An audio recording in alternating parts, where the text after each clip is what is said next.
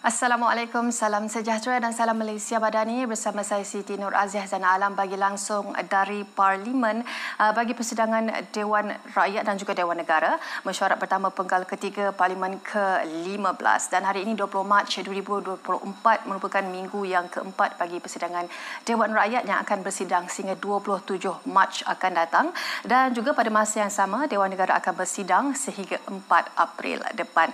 Dan kalau boleh kita lihat kembali tentang apa yang telah berlaku semalam di mana Dewan Rakyat telah meluluskan rang undang-undang kekebalan bidang kuasa asing 2023 dan antara lain bertujuan bagi mengawal selia kekebalan yang diberikan kepada sesuatu negara asing dan hartanya ketua negara dan ketua kerajaan sesuatu negara daripada bidang kuasa Mahkamah Malaysia. Dan RUU itu diluluskan dengan lebih bersuara selepas 11 ahli Parlimen mengambil bahagian pada sesi perbahasan. Dan juga Menteri di Jabatan Perdana Menteri Undang-Undang dan Reformasi Institusi Datuk Seri Azalina Osman Said ketika mengulang perbahasan RUU itu berkata bahawa kuasa Perdana Menteri pada fasa 30, 32 dan 33 adalah terhad untuk menarik balik, mengecualikan dan membuat peraturan-peraturan berkaitan dengan kekebalan yang diberikan kepada negara asing sahaja tanpa menyentuh apa-apa kekebalan berhubung dengan ketua kerajaan atau ketua negara. Baik saudara, Dewan Rakyat hari ini akan dimulakan dengan pertanyaan-pertanyaan bagi jawab lisan dan antara soalan tumpuan yang akan diajukan adalah ahli Parlimen Kalabakan yang meminta Menteri Ekonomi menyatakan bilakah kerajaan akan melaksanakan dasar gaji progresif bagi mereformasi pasaran buruh dengan memberi maklumat untuk meningkatkan gaji pekerja selari dengan peningkatan produktiviti di samping juga memberikan keadilan sosial kepada pekerja sektor swasta. Dan seterusnya soalan yang akan diajukan oleh ahli Parlimen Rompin yang meminta Menteri Kerja Raya menyatakan langkah drastik yang boleh diambil bagi menangani masalah jalan raya rosak dan juga berlubang terutamanya di negeri Pahang secara amnya dan juga Rompin secara khususnya kerana masalah ini seperti tidak berkesudahan sehingga menyebabkan banyak kenderaan mengalami kerosakan dan juga menyebabkan kemalangan berlaku. Dan seterusnya soalan yang akan diajukan oleh ahli Parlimen Tenggara yang meminta Menteri Sumber Manusia menyatakan adakah Perbadanan Tabung Pembangunan Kemahiran ataupun PTPK bersedia untuk menawarkan bantuan pinjaman latihan kemahiran kepada para pelatih TVET yang ingin menyertai latihan peningkatan kemahiran jangka masa pendek seterusnya mendapatkan Professional Skill Certificate dari badan profesional tempatan ataupun institusi TVET di luar negara. Dan kalau boleh saya bacakan juga soalan lain yang akan diajukan oleh ahli Parlimen Kuala Langat yang meminta Menteri Kesihatan menyatakan apakah status terkini program perintis pemberian pre-exposure prophylaxis ataupun PrEP kepada individu yang mempunyai pasangan HIV positif terutama yang mengamalkan seks bebas dan juga seks songsang dalam keadaan sebelum ada keputusan dari pihak Majlis Hal Ehwal Agama Islam Malaysia. Baik, kami bawakan perhatian anda ke persidangan Dewan Rakyat sekarang. Pertanyaan bagi jawab lisan. Saya jemput Dato' Andy Muhammad Suyadi bin Bandi Kalabakan. Puan Speaker, soalan nombor 1. Silakan. Terima kasih Puan Yang Pertama. Assalamualaikum warahmatullahi wabarakatuh. Dan salam sejahtera. Dasar gaji progresif diperkenalkan untuk mereformasikan struktur gaji pekerja Malaysia. Ia juga bertindak sebagai pelengkap kepada dasar-dasar sedia ada iaitu dasar gaji minimal serta sistem upah yang dikaitkan dengan produktiviti atau PLWS. Tujuan utama dasar gaji progresif adalah meningkatkan gaji pekerja sektor swasta secara sistematik bagi membolehkan ekonomi negara maju ke rantaian nilai yang lebih tinggi selaras dengan salah satu daripada 17 anjakan besar kajian separuh penggal Rancangan Malaysia ke-12 iaitu ketersediaan bakat masa hadapan. Seperti yang telah dimaklumkan pada persidangan Parlimen Malaysia yang lepas, pelaksanaan dasar gaji progresif akan dimulakan dengan projek rintis pada bulan Jun hingga Ogos 2024. Penilaian impak projek rintis ini pula akan dilaksanakan pada bulan September 2024 untuk memastikan ketersediaan dasar sebelum pelaksanaan dasar gaji progresif secara penyeluruh diputuskan. Sehingga kini, terdapat 4 jawatan kuasa kerja pelaksanaan merentasi kementerian dan agensi telah ditubuhkan dan sedang melaksanakan gerak kerja untuk memperincikan mekanisme pelaksanaan dasar gaji progresif yang merangkumi jawatan kuasa kerja pembangunan dasar, jawatan kuasa pembangunan sistem, jawatan kuasa peningkatan kemahiran dan produktiviti serta jawatan kuasa kerja panduan kenaikan gaji tahunan. Sekian, terima kasih. Kelabakan. Terima kasih jawapan daripada Timbalan Menteri. Soalan tambahan saya, berdasarkan kertas putih cadangan dasar gaji progresif, model pelaksanaan dasar ini adalah tidak bersifat mandatory. Maknanya syarikat tidak boleh memilih untuk tidak melaksanakan dan secara sukarela, dan juga syarikat yang melaksanakan itu mungkin akan diberikan insentif oleh pihak kerajaan. Jadi soalan saya, bagaimana pula ya dengan pekerja sekiranya syarikat itu tidak memilih untuk melaksanakan dasar ini? Bagaimana dengan pekerja yang telah lama bekerja di syarikat berkenaan, yang mungkin mempunyai pengetahuan, pengalaman, tetapi skala gajinya masih tahap yang lama? Dan yang kedua, adakah perancangan pihak kementerian untuk mengenakan kompaun ataupun denda bagi syarikat-syarikat yang tidak melaksanakan dasar gaji ini? Terima kasih. Terima kasih, Yang Berhormat. Seperti yang telah dimaklumkan, terdapat 3 ciri atas asas dasar gaji progresif yang telah dilaksanakan adalah yang dia telah YB maksudkan adalah pelaksanaan secara sukarela oleh syarikat. Yang ini ketiga-tiga ni berkaitan dengan mendaftarkan syarikat kepada kerajaan supaya mengikuti dari segi inisiatif untuk menambahkan pengetahuan pada untuk meningkatkan pengetahuan mereka supaya dapat meningkatkan kerajaan. Okey. Jikalau mereka tidak mendaftar, kita tak boleh memaksakan mereka. Okey. Dan ini adalah insentif demi masa depan syarikat. Okey.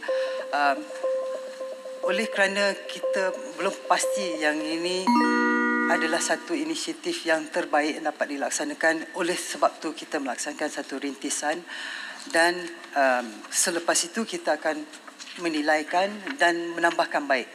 Jadi antara apa yang telah dicadangkan oleh Yang Berhormat, jikalau perlu mengambil tindakan, bagaimana kita mengambil tindakan, kerana kita tak boleh memaksakan daripada penukaran begitu.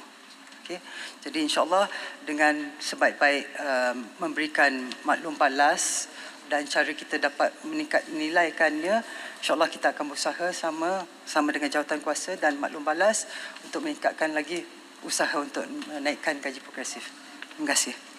Badan Terak. Terima kasih Tuan Speaker. Yang Berhormat Menteri. Duduk dulu. Yang Berhormat Menteri, saya ingin bertanya kepada Yang Berhormat Menteri tentang konsep keadilan yang mahu dicapai dalam dasar gaji progresif berbanding dengan konsep gaji upah pekerja di dalam ataupun menurut dalam Islam. Sebab kalau ikut dalam Islam, upah kerja ataupun gaji ini diberikan oleh majikan kepada pekerja berdasarkan kadar perkhidmatan ataupun kerja yang dilaksanakan dan tanpa ada sebarang campur tangan daripada pihak ketiga berbanding dasar gaji progresif. Kalau kita lihat 50 juta untuk sikit lagi, 50 juta untuk projek rintis yang akan dilaksanakan Jun. 50 juta ni adalah duit rakyat.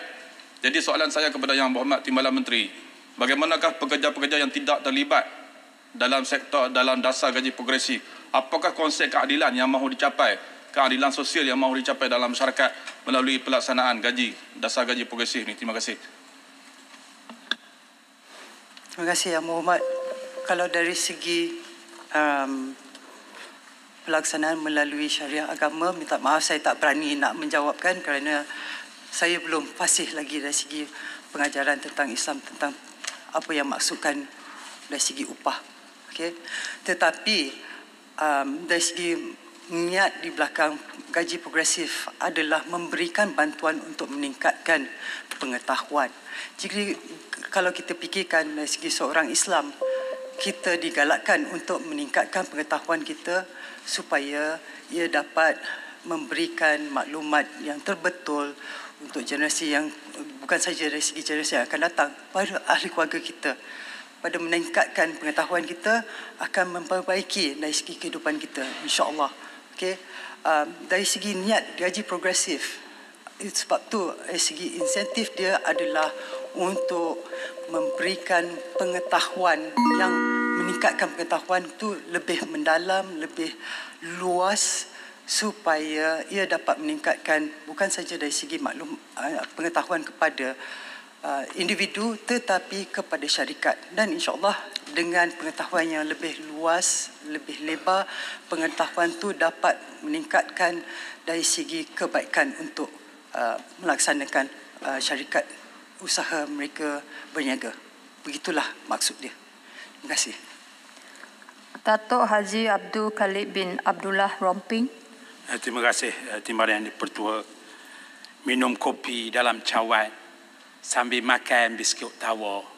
Dah nak habis sidang dewan, baru ni soalan keluar. Soalan saya nombor 2.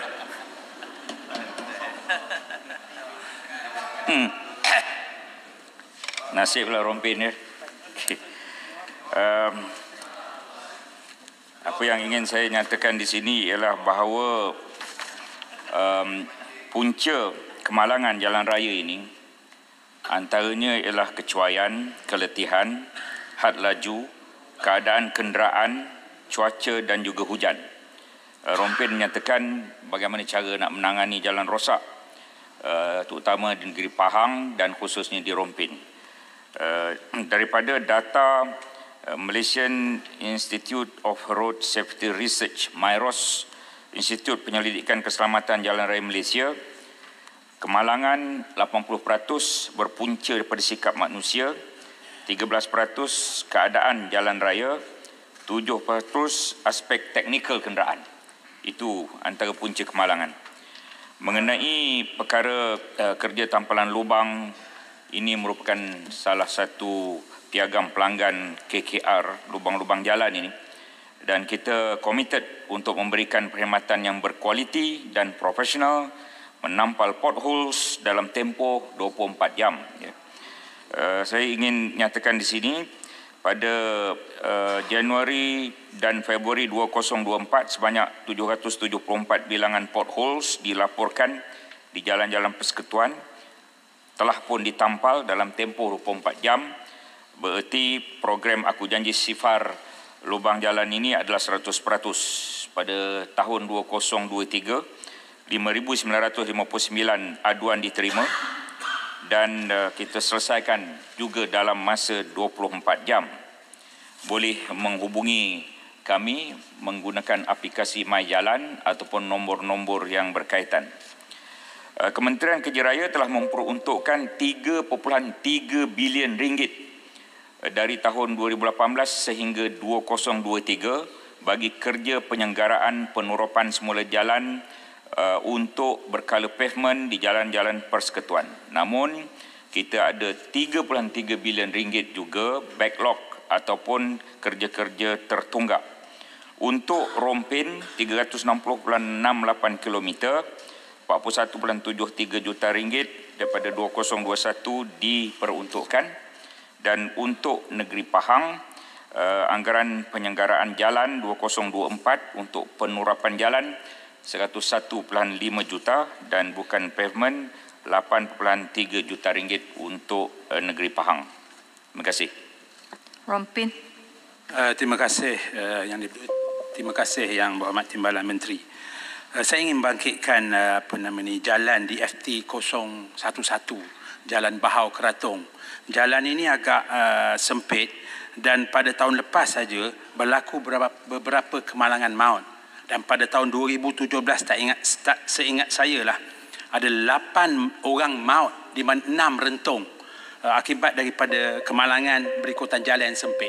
Dan ke bawah duli Tuanku Sultan Pahang yang ketika menjadi Yang di-Pertuan Agong semasa lawatan baginda ke Rompin, baginda telah menitahkan agar laluan ini dinaik taraf bagi kegunaan pengguna sekiranya berlaku bencana di LPT. Soalan saya, apakah kementerian mempunyai perancangan untuk melebarkan jalan tersebut? Sekian, terima kasih. Ya, Lebuh Raya Bahau Keratung, Rompin, adalah jalan persekutuan FT11 dan sebenarnya kita mengetahui tentang perkara ini dan dia adalah dalam proses apa yang dipanggil sebagai value assessment. Dan pada bulan Februari kita telah turun padang dan memastikan perkara itu boleh dapat dilaksanakan. Dan saya dipahamkan bahawa sebahagian besar jalan itu 35 km lebih kurang dia berada dalam Rompin dan selebihnya di daerah Jempol. Kos yang terlibat lebih kurang 100 juta ringgit. Seri Paduka Baginda Yang Pertuan Agong sungguh telah melawat tempat berkaitan dan kita berharap laluan ini boleh kita pertingkatkan dalam perancangan KKR dan kos anggaran itu sedang kita cari peruntukannya. Terima kasih. Bentong. Terima kasih. Terima kasih berikan peluang kepada orang Pahang. Baik, Timbalan Menteri, kalau kita lihat pada ketika ini kerja-kerja pembinaan Israel sedang dijalankan di sekitar Jalan Lama KL Bentong dan keadaan ketika ini keadaan jalan tersebut adalah sangat teruk kondisinya dan jalan ini adalah merupakan jalan alternatif bagi pengguna jalan yang hendak ke Pantai Timur ataupun ke Kuala Lumpur dan sebagainya. Dan jika jalan ini tidak ada pembaikan dari masa ke semasa, ia memberikan kesan yang semakin teruk kepada pengguna jalan raya juga dan juga keselamatan mereka. Jadi apakah tindakan daripada kementerian untuk menangani masalah ini? Terima kasih. Terima kasih atas perkara yang bangkitkan. Apa yang kita ingin terus lakukan ialah melihat pada segala peruntukan yang ada.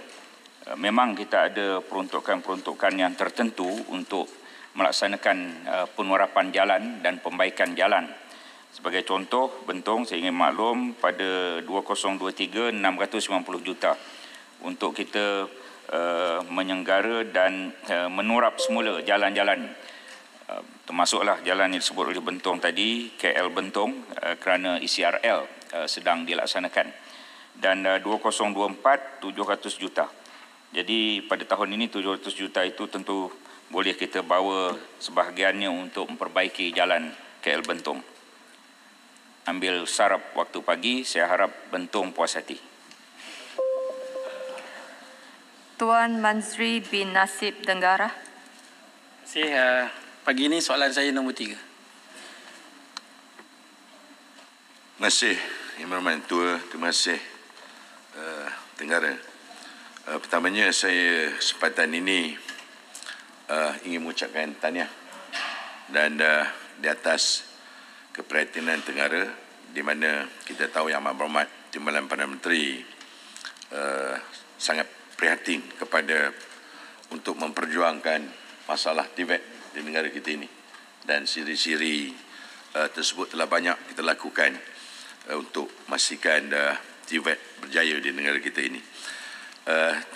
Yang berhormat yang betul, Kementerian Sumber Manusia Kesuma melalui Perbadanan Tabung Pembangunan Kemahiran PTPK di bawah telah memberikan bantuan pinjaman latihan kemahiran kepada para pelatih Tibet yang mengikuti khusus latihan peningkatan kemahiran jangka masa pendek dan khusus pensijilan profesional atau dengan izin Professional Skill Certificate.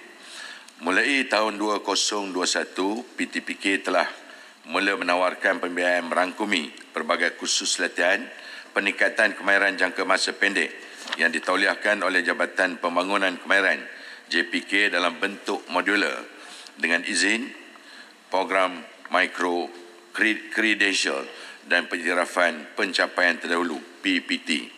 Kursus yang ditawarkan berfokuskan kepada set kemahiran spesifik dan dilaksanakan secara berpakej dan nilai tambah dengan persijilan profesional. Antara kursus berpakej dengan persijilan profesional yang ditawarkan oleh PTPK adalah seperti Cisco Certified Networking Associate dalam bidang teknologi maklumat, Certified Welding Supervisor dalam bidang kekimpalan dan program pemasangan dan penyelenggaraan elektrik 3 fasa dengan program persijilan profesional KNS. Dari tahun 2021 hingga 29 Februari 2024, seramai 8,316 orang pelatih telah mengikuti program Sijil Kemahiran Malaysia SKM yang disanakan secara berpakej dengan persijilan profesional dengan pembiayaan berjumlah RM68.44 juta. Terima kasih. Tuan. Negara.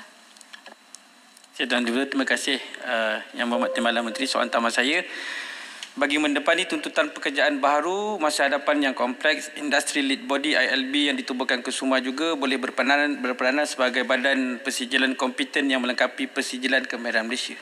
Soalan saya, adakah pihak kementerian bersedia menggubal Akta 640 Akta Tabung Pembangunan Kemahiran bagi memastikan PTPK menyalurkan dana bagi persijilan profesional atau kompeten dan tidak terhad kepada persijilan kemahiran Malaysia SKM, DKM, DLKM tahap 1 hingga 5 sahaja, serta apakah insentif serta kemudahan yang disediakan oleh PTPK terhadap para pelatih TVET di dalam maupun di luar negara. Terima kasih.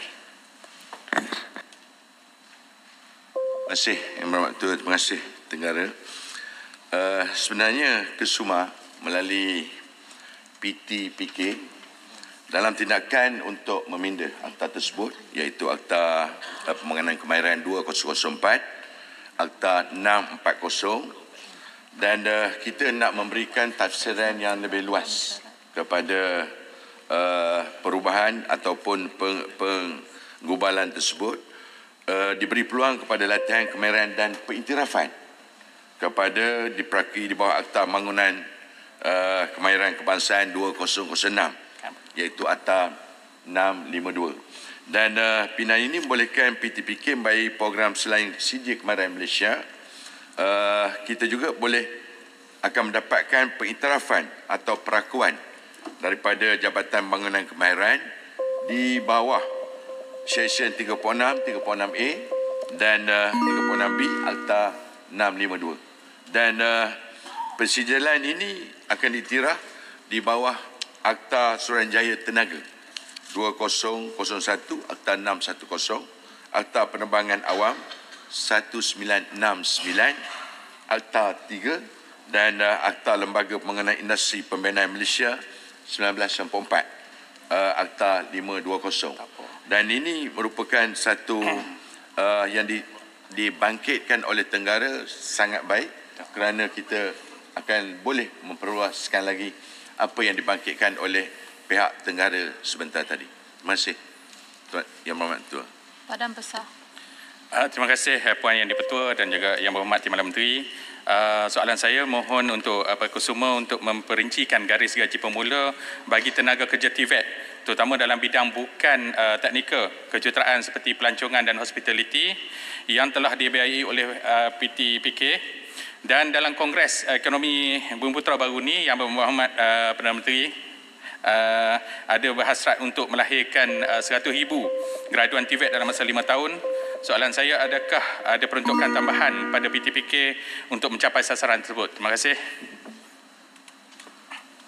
Terima kasih Yang Berhormat Ketua. Soalan yang dibangkitkan itu adalah lebih kurang kesinambungan daripada persoalan Tenggara. Dan sebenarnya dengan kita perubahan akta-akta tersebut, maka dengan pengiktirafan yang baru ini akan membolehkan kita mendapat peruntukan yang lebih, permohonan yang lebih daripada pihak kerajaan supaya kita boleh mendapat tambah nilai yang di mana disebut oleh Yang Berhormat sebentar tadi, iaitu added value program seperti yang dinyatakan. Dan sebagaimana yang kita nyatakan bahawa Yang Amat Berhormat Timbalan Menteri selaku pengurusi TVET telah membawa kepada kombinasi beberapa perkara, iaitu seperti program SKM bergabung dengan program peringkat CJ. Kemudian kita ada banyak program-program lain, iaitu program SKM bercampur dengan program peringkat diploma, dan sehinggalah digabungkan juga sehingga ke peringkat ijazah, di mana yang boleh diiktiraf sebagai satu kemahiran yang baik untuk kepada negara kita. Terima kasih, Yang Berhormat. Terima kasih, Menteri.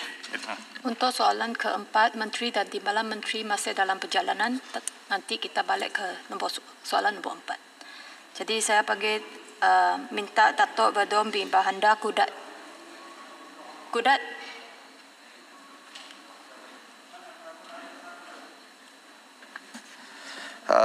Soalan saya nombor 5.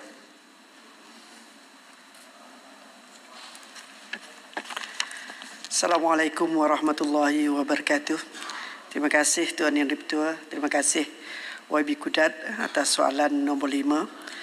Tuan Yang Dipertua, untuk makluman yang berhormat, sebanyak 5 projek sambungan jalan luar bandar telah diluluskan di Parlimen Kudat bagi tahun 2023 dengan kos keseluruhannya sebanyak 301 juta. Manakala pada tahun 2024, sebanyak 2 projek baru dan 5 projek sambungan jalan luar bandar diluluskan untuk Parlimen Kudat dengan kos keseluruhannya sebanyak 833 juta. Daripada 7 projek ini, 2 projek sedang dalam peringkat pembinaan, 1 projek di peringkat tender, 1 projek dijangka di tender pada April 2024 dan 1 projek akan melalui proses kejuruteraan nilai pada Mei 2024 dan 2 projek lagi iaitu projek baru 2024 sedang dalam persediaan ke makmal pengurusan nilai. Untuk maklumat yang berhormat juga, sebanyak 600 juta kos projek bagi jalan perhubungan desa telah diperuntukkan bagi wilayah Sabah sepanjang RMK 12. Bagi tahun 2023, sebanyak 17 projek daripada peruntukan sebanyak 8.095 juta telah diluluskan pelaksanaannya projek JPD di Parlimen Kudat. Kementerian ini sentiasa bekerjasama dengan Jabatan Kerja Raya Sabah selaku agensi pelaksana bagi menyegerakan pelaksanaan projek-projek yang telah diluluskan. Antara kaedah bagi menyegerakan pelaksanaan projek adalah dengan menetapkan kaedah pelaksanaan secara reka dan bina serta kaedah perolehan secara kaedah tender terbuka pra-kelayakan terpilih. Kedua-dua pendekatan ini akan menjimatkan masa pelantikan, perkhidmatan perunding dan juga proses perolehan projek. Terima kasih, Datuk Ketua. Kudat. Terima kasih atas jawaban yang berhormat Timbalan Menteri. Soalan tambahan saya mohon perincian status pelaksanaan secara spesifik beberapa jalan yang tersenarai dalam RMK 12 dalam Parlimen Kudat, seperti Jalan Kanibungan, Narandang, Jalan naik taraf Jalan Telaga, naik taraf Jalan Mangkapon di Pitas, dan status naik taraf serta pembinaan beberapa jalan yang telah saya sebutkan dalam Dewan Yang Mulia ini sebelum ini, seperti Jalan Trans Banggi, Kerakit Damaran, Jalan Dampirit, Jalan Masangkong, Jalan Simpang Mengayau, dan Jalan Tiga Papan, serta Jalan Tajau Laut. Terima kasih.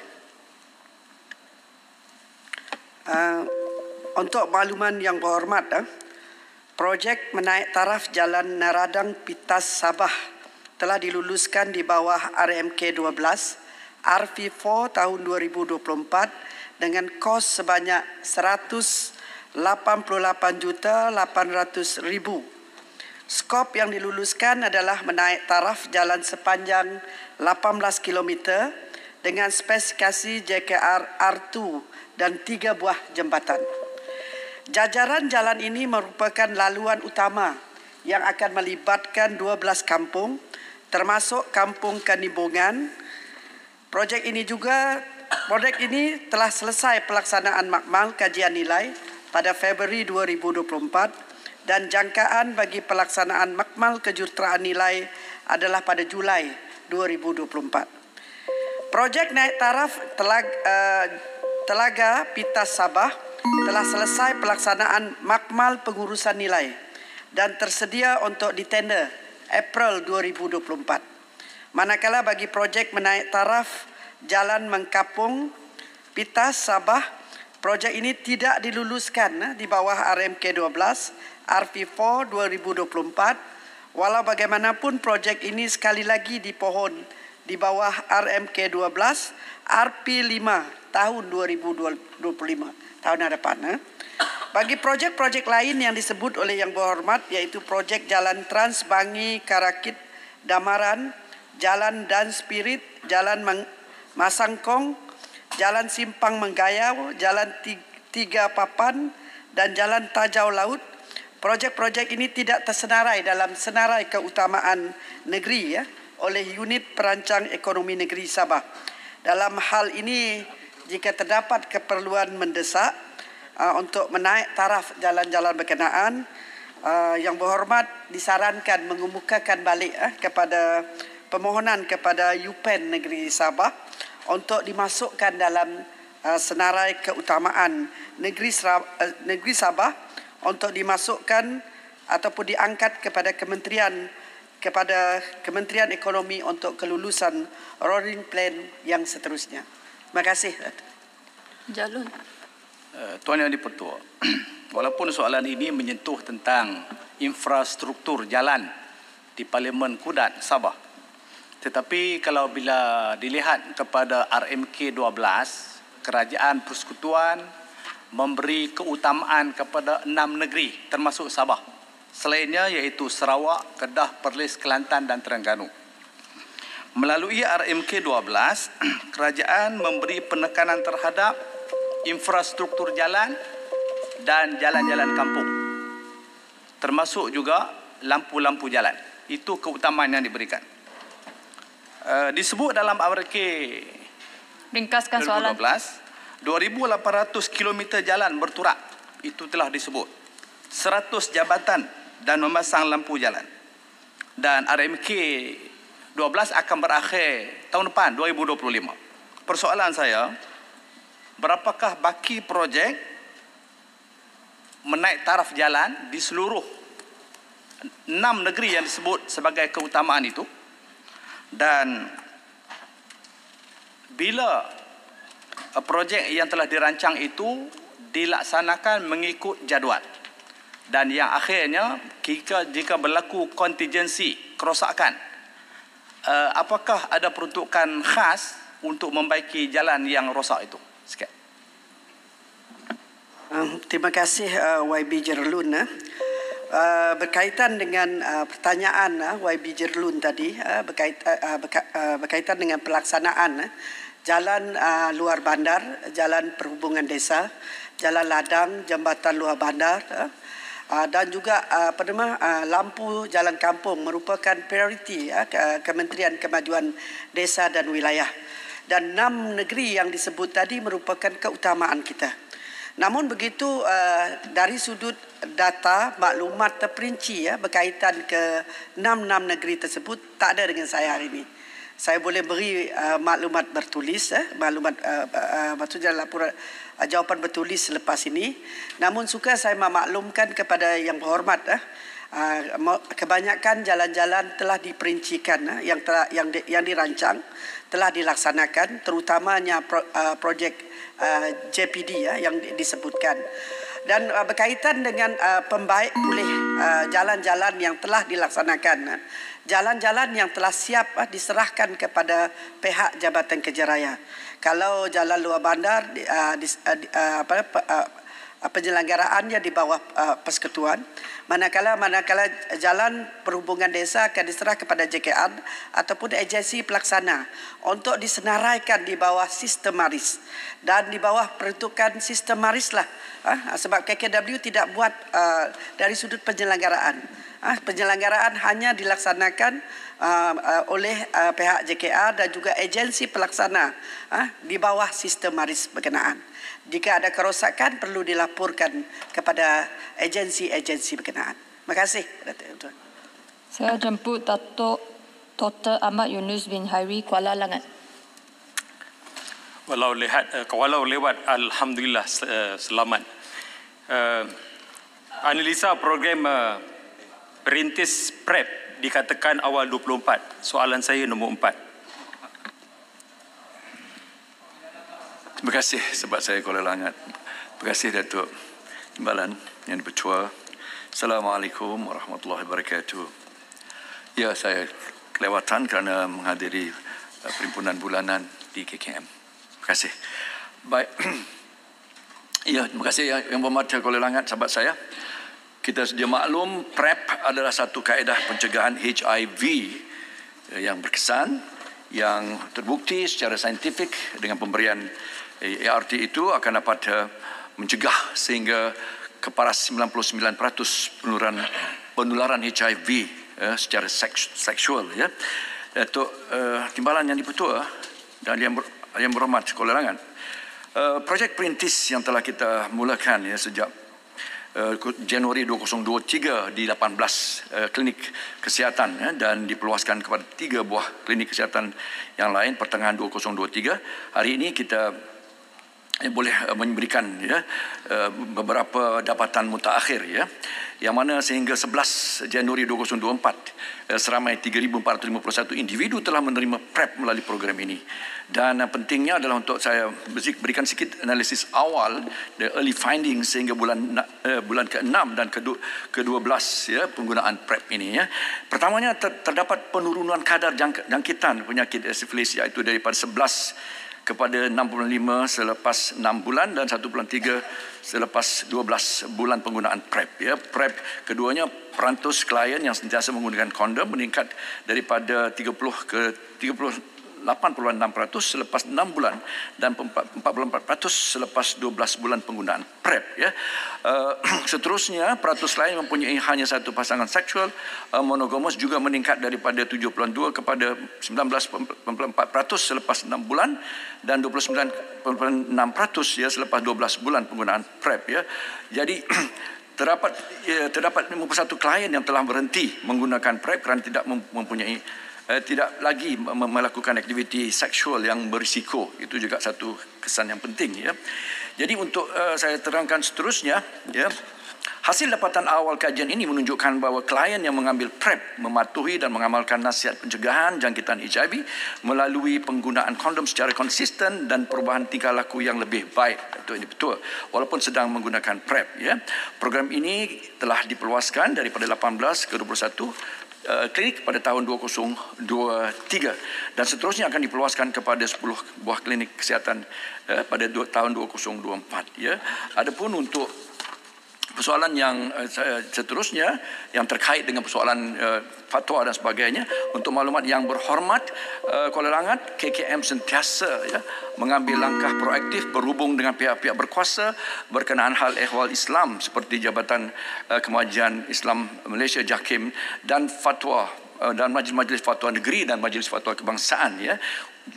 Saya sebutkan setakat ini Jawatan Kuasa Fatwa Negeri Perlis yang telah bersinang pada 23 hingga 24 Julai 2023 berpendapat bahawa mudarat penyebaran HIV yang boleh berjangkit secara meluas adalah lebih besar daripada berbanding mudarat penyalahgunaan PrEP untuk menggalakkan perbuatan seks songsang, dan atas dasar itu menjadi harus bagi pihak kerajaan atau pengamal perubatan memberikan PrEP untuk pencegahan penularan HIV. Datuk Timbalan, meskipun jelasnya kita tidak sama sekali merestui amalan-amalan LGBT ataupun apapun sifat yang songsang ini, namun dari segi menjaga prioriti menjaga nyawa, ini hifzul nafs, menjaga nyawa dan juga akal dan sebagainya, itu adalah satu keperluan, dan kita memandang bahawa mengambil pendekatan yang dikatakan sebagai prioriti dengan mengambil pendekatan ini, maka keharusan ini diambil sebagai fatwa yang dibuat oleh Jawatan Kuasa Fatwa Negeri Perlis. Akhafud dararain, mengambil apa yang lebih kurang, ya, ataupun mengelakkan yang lebih mudarat, ya. Ini saya tidak perlu syarah panjang-panjang. Kalau nak bersyarah pun saya boleh, kerana kita adalah kita mengambil pendekatan ini dengan penuh tanggungjawab dan evidence based. Terima kasih. Kuala Langat. Terima kasih Menteri. Yang Berhormat Menteri menyebutkan bahawa akan ditambah lagi 10 pada tahun ini, dan kita telah mendengar mantan Menteri Kesihatan yang dahulu mengatakan bahawa akan ditambah 30 lagi klinik yang akan terlibat dalam program ini. Dan saya nak dapatkan maklumat berapakah kos yang dijangkakan apabila program perintis ini, yang mana kos ubatnya ditanggung sebelum ini, akan diuntukkan oleh kerajaan untuk program seterusnya. Dan apakah langkah bersasar bagi mengawal dan juga mencegah jangkitan HIV berdasarkan kumpulan sasar, terutamanya di peringkat pelajar-pelajar dan juga mahasiswa di peringkat universiti dan juga IPT, dan apakah tindakan mitigasi sekiranya wujud ketidakpatuhan kepada pengguna terhadap penjadualan PrEP yang telah dijadualkan kepada mereka. Terima kasih. Terima kasih, Kuala Langat. Saya telah menyebutkan akan keberkesanan, ya, keberkesanan dari segi amalan ataupun dari segi kaedah pencegahan ini, dan itu sekaligus adalah penting kerana ia terlibat dengan satu kumpulan, ya, kumpulan umur yang tidak, ya, dan 21 hingga 21 hingga 49% atau 21 kepada 49 tahun, ya, yang terkait dengan kumpulan umur ini 92.4%, ya, yang terlibat sangat penting di in the productive ages, ya. Jadi untuk saya sebutkan, pembelian obat yang digunakan dalam projek rintis PrEP ini bernilai hampir 1,5 juta, 521,816 ringgit 80 sen, ya, adalah penggunaan yang digunakan adalah daripada sumber sumbangan Majlis AIDS Malaysia MAM, ya, melalui dana Global Fund kepada bahagian kawalan penyakit KKM selaras dengan keliling perkhidmatan sumber manusia MPPSM Ceraian UP 725 garis panduan pemberian dan penerimaan hadiah dalam perkhidmatan awam. Juga kita perhatikan semua peraturan ini, Datuk Yang Ketua.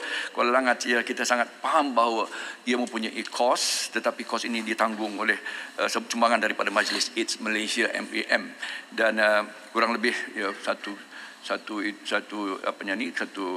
pemberian satu pasien itu adalah dalam 120 RM, ya. Jadi yang pentingnya bukan saja dari sudut kos, tetapi untuk kita laksanakan program yang telah menunjukkan evidence bahawa ia berkesan, dan lebih penting adalah juga mereka terlibat dalam golongan kumpulan umur yang produktif, dan daripada sini kita lihat bahawa keberkesanan PrEP ini adalah jelas. Dari segi itu, ia benar-benar dapat mengelakkan apa yang kita katakan mengambil pendekatan apa yang lebih kurang mudaratnya ataupun yang lebih besar manfaatnya. Terima kasih. Terima kasih. Terima kasih, Timbalan Speaker. Saya menyambut baik langkah yang diambil oleh kerajaan di dalam mengamalkan, memberikan pre-exposure prophylaxis ini. Cuma soalan saya adalah bagi meningkatkan kesedaran tentang bahayanya AIDS dan HIV, adakah kerajaan juga mempunyai iltizam untuk menyebarkan penggunaan pre-exposure prophylaxis kepada semua lapisan masyarakat di Malaysia, kepada golongan muda dan kepada semua kaum yang ada di Malaysia? Terima kasih. Terima kasih, Jurutung, ya. Setelah saya sebutkan, kita akan mempertingkatkan lagi dari segi keluasan ataupun meningkatkan lagi klinik yang terlibat daripada 18 ke 21 mengikut keupayaan dan kadar kemampuan, ya. Tetapi dari sudut hasratnya, ia telah pun menunjukkan, PrEP telah menunjukkan keberkesanannya. Maka dengan itu, kalau ia perlu untuk kita perluaskan seluruh negara, saya kira ia wajar dipertimbangkan. Yang pentingnya adalah dalam waktu yang sama kita tidak menerima apapun amalan-amalan seperti ini. seks bebas songsan dan sebagainya, ia adalah tanggungjawab Kementerian Kesihatan untuk memberikan satu prophylactic ataupun satu pencegahan, satu harm reduction yang mesti diambil kira, meletakkan kemaslahatan dan kepentingan yang lebih besar daripada mengelakkan penularan yang lebih luas. Jadi itu adalah satu jelutong yang akan kita pertimbangkan tergantung kepada keupayaan YB jelutong. Terima kasih Timbalan. Tuan Muhammad Azizi bin Abu Naim, Kuala Musang. Terima kasih Tuan Yang Di-Pertua. Soalan saya nombor 6.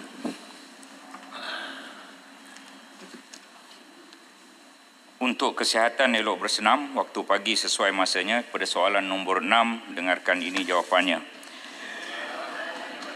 Ahli Yang Berhormat, untuk makluman Ahli Yang Berhormat, berdasarkan Akta CIDB, iaitu Lembaga Pembangunan Industri Pembinaan Malaysia, mana-mana syarikat kontraktor yang menjalankan atau menyiapkan mana-mana kerja pembinaan perlulah memiliki perakuan pendaftaran sah yang dikeluarkan oleh CIDB.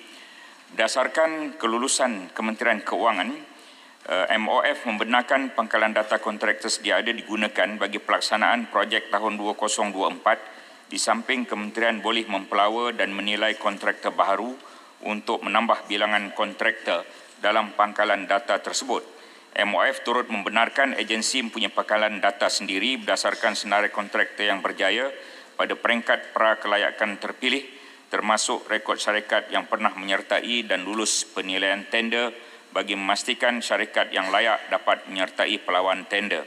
Bagi mana-mana syarikat kontraktor yang telah berdaftar dengan CIDB dan berhasrat untuk menyertai tender kerajaan, perlulah memenuhi syarat-syarat yang telah ditetapkan oleh agensi yang mengeluarkan tender.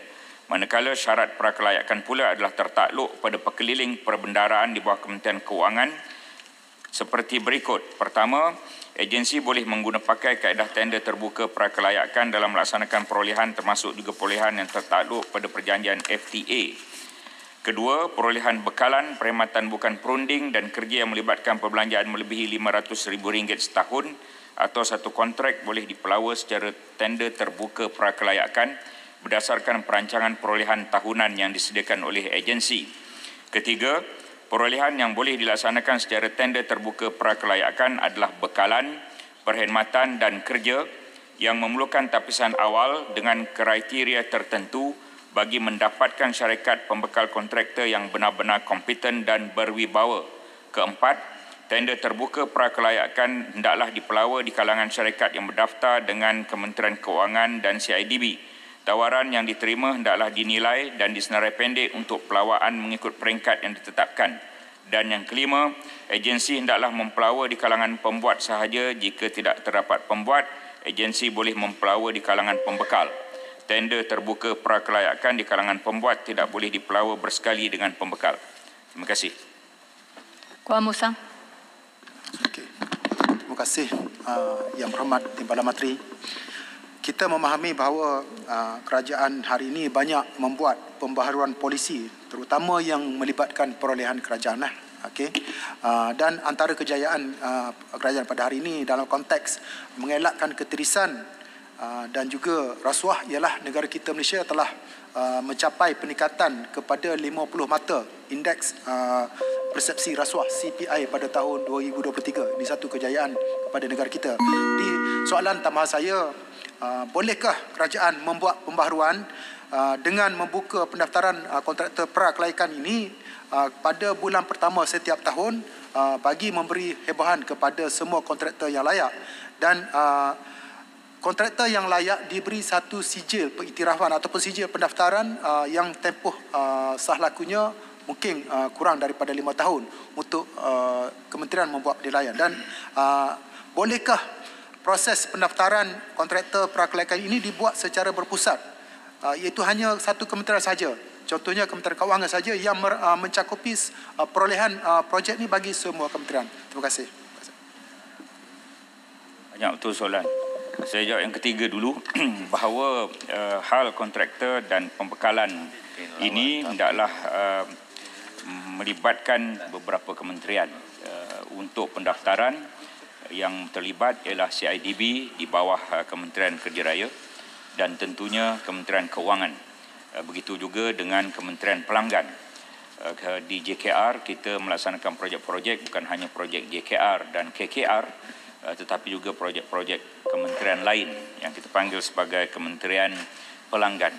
Untuk makluman yang berhormat, kita menilai apa yang berhormat sebut mengenai sijil layak bulan pertama setiap tahun sebagainya itu kita akan pertimbangkan.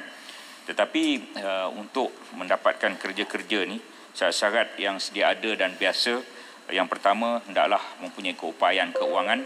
Yang kedua, hendaklah mempunyai keupayaan teknikal. Yang ketiga, pengalaman dan rekod kontraktor itu. Yang keempat, projek dalam tangan, ada berapa projek dalam tangan sebelum kita membuat keputusan bagi memastikan kerja-kerja dapat dilaksanakan dengan baik. Terima kasih. Tampin. Dari Tampin ke Pontian, akhirnya dapat soalan tambahan. Berapakah jumlah kontrak? Kono. Berapakah jumlah kontraktor yang ada mengikut kelas ataupun grade G2 hingga G7? Berapakah jumlah yang bertaraf Bumi Putra?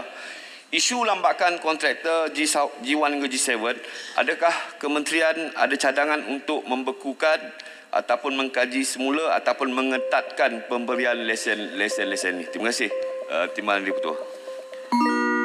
Kita sedang berusaha untuk membuat tapisan kepada yang tidak aktif dan sebagainya, perlu diputihkan rekodnya. Dari segi jumlah itu ada 3 jenis pendaftaran kontraktor. Yang pertama, perakuan pendaftaran kontraktor yang boleh diguna oleh pihak swasta dan ia merangkumi jumlah kesemuanya. Untuk makluman yang berhormat, jumlahnya 132,296 kontraktor. Kemudian pada mereka yang ingin buat kerja kerajaan dipanggil sijil perolehan kerja kerajaan.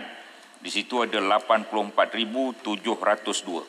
Dan yang satu lagi ialah sijil taraf Bumi Putra 75,577. Dan 75,000 ini adalah 57% daripada keseluruhan kontraktor yang berdaftar. Dan untuk peringkat G1 66401, G2 22822, G3 17921, G4 5622, G5 7655, G6 1978 dan G7 9897 kontraktor. Terima kasih. Tuan Muhammad Syafizan Haji Kepli Patan Lupa. Terima kasih, Puan Speaker. Soalan saya nombor 7.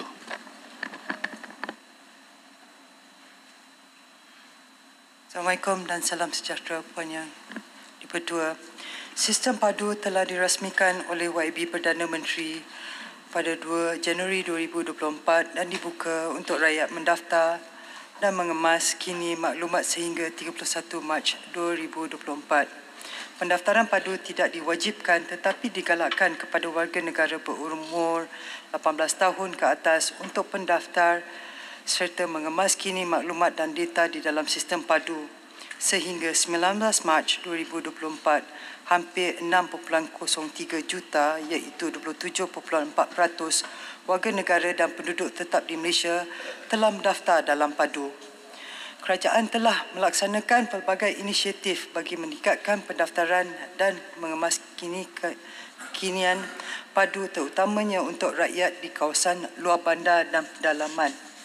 Ini adalah seperti membuka kaunter padu di pelbagai lokasi, antaranya di 911 buah pusat ekonomi digital PD dan 27 buah pusat transformasi bandar UTC dan luar bandar RTC serta pejabat kesihatan, pejabat perkhidmatan parlimen dan adun. Ia juga melibatkan secara langsung penghulu ketua kampung, tuai rumah dan Majlis Pengurusan Komuniti Kampung MPKK bersama Dosem Negeri bagi menjejaki kawasan penempatan yang sukar diakses. Melaksanakan juga program bersama Jabatan Kemajuan Orang Asli Jakwa Negeri bagi mendekati orang asli dan menggerakkan flying squad di dalam pedalaman dan kawasan terpencil yang tidak mempunyai akses internet serta menggunakan peranti satelit Starlink dan My Government Net dan fasiliti satelit Connect Me Now.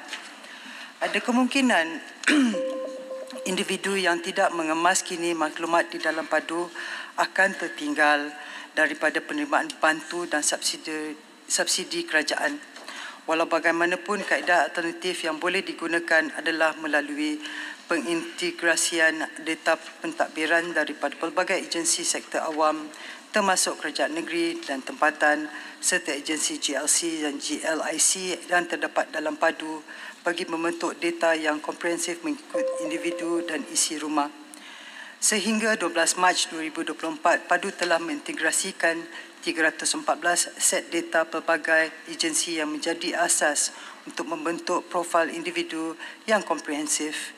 Ini termasuk maklumat 8.6 juta pemohon sumbangan tunai rahmah STR untuk golongan B40 warga negara Malaysia. Oleh yang demikian, kerajaan memohon sokongan dan kerjasama semua pihak bagi meningkatkan usaha mendaftar dalam sistem padu. Sekian, terima kasih. Pak Tan Lupa. Terima kasih Puan Speaker, terima kasih Yang Berhormat Timbalan Menteri. Persoalan saya adalah berkenaan sistem padu ini. Seperti sistem yang telah kita lalui sebelum ini, IKASIH dan sebagainya, ada antara individu yang mendaftar dalam sistem ini yang layak menerima bantuan tetapi tidak menerima subsidi. Tetapi yang tidak layak itu menerima subsidi. Apakah tindakan pihak kementerian kerajaan seandainya perkara ini berulang kembali dalam sistem padu yang kita akan laksanakan ini? Yang keduanya adalah berkenaan dengan apakah pihak kerajaan merancang apabila padu ini dilaksanakan mewujudkan apps untuk ahli-ahli yang berhormat supaya ahli-ahli yang berhormat boleh memantau data-data yang diintegrasikan dalam padu ini supaya dapat memberikan bantuan sumbangan daripada ahli yang berhormat secara menyuruh ataupun tersasar kepada golongan yang betul-betul memerlukan. Terima kasih.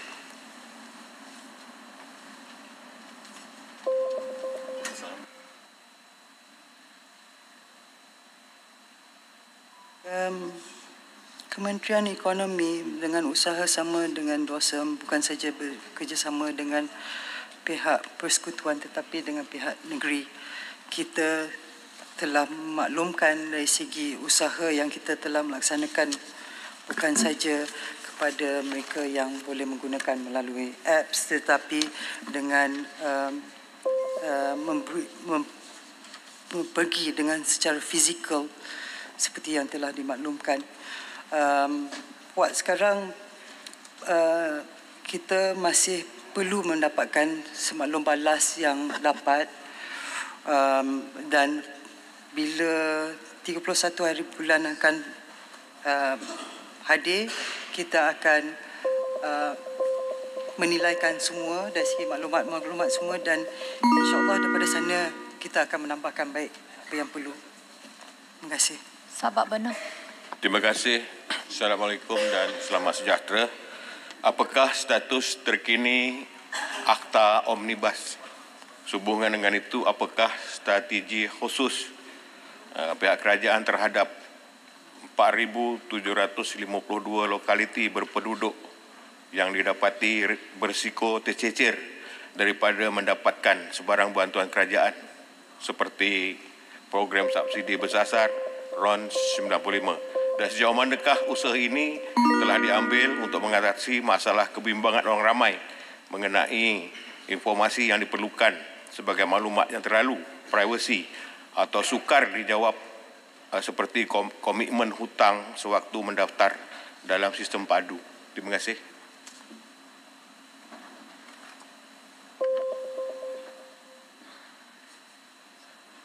Yang Berhormat Puan Speaker, dari segi keselamatan kita telah melaksanakan yang sebaik yang kita boleh melaksanakan dari segi mengikuti dari segi garis panduan dan proses yang penting juga diketuai oleh Jabatan Digital Negara. Kita juga merangkumi keselamatan utama mengikuti komponen kawalan akses dan ia adalah memastikan bahawa rahsia disimpan melalui sistem padunya adalah di bawah jagaan DOSM sendiri. Kita mengikuti melibatkan peraturan ciri-ciri keselamatan yang digariskan oleh Badan Antarabangsa seperti dengan izin OWASP Top 10 National Institute of Standard and Technology NIST dan Center for Internet Security, dan juga dari segi perimeter rangkaan seperti ekosistem padu akses tanpa kebenaran melalui teknologi keselamatan yang terkini seperti sistem pengesahan dan pencegahan pencerobohan IDPS, web applications, firewall, WAF dan jejak audit. Terima kasih. Akta Omnibus. Saya jemput Datuk Rosso bin Wahid Hulu Terengganu. Terima kasih.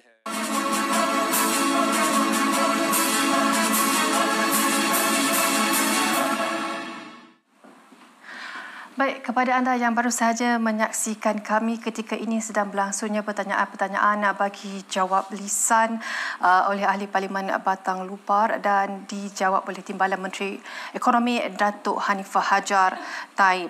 Dan antara perkara yang telah dibentangkan sebelum ini berkaitan dengan soalan pertama Ahli Parlimen Kalabakan dan juga dijawab oleh Timbalan Menteri Ekonomi yang berhormat Datuk Hanifah Hajar Taib, di mana beliau mengatakan pelaksanaan dasar gaji progresif akan dimulakan dengan projek rintis pada bulan Jun hingga Ogos 2024 dan juga penilaian impak projek ini akan dilaksanakan pada September 2024. Dan bagi Dewan Negara pula, ketika ini sedang berlangsungnya juga pertanyaan-pertanyaan bagi jawab lisan yang diajukan oleh soalan tambahan oleh Senator Datuk Hussein bin Awang yang dijawab oleh Timbalan Menteri Pembangunan Usahawan dan Koperasi Datuk Ramakrishnan.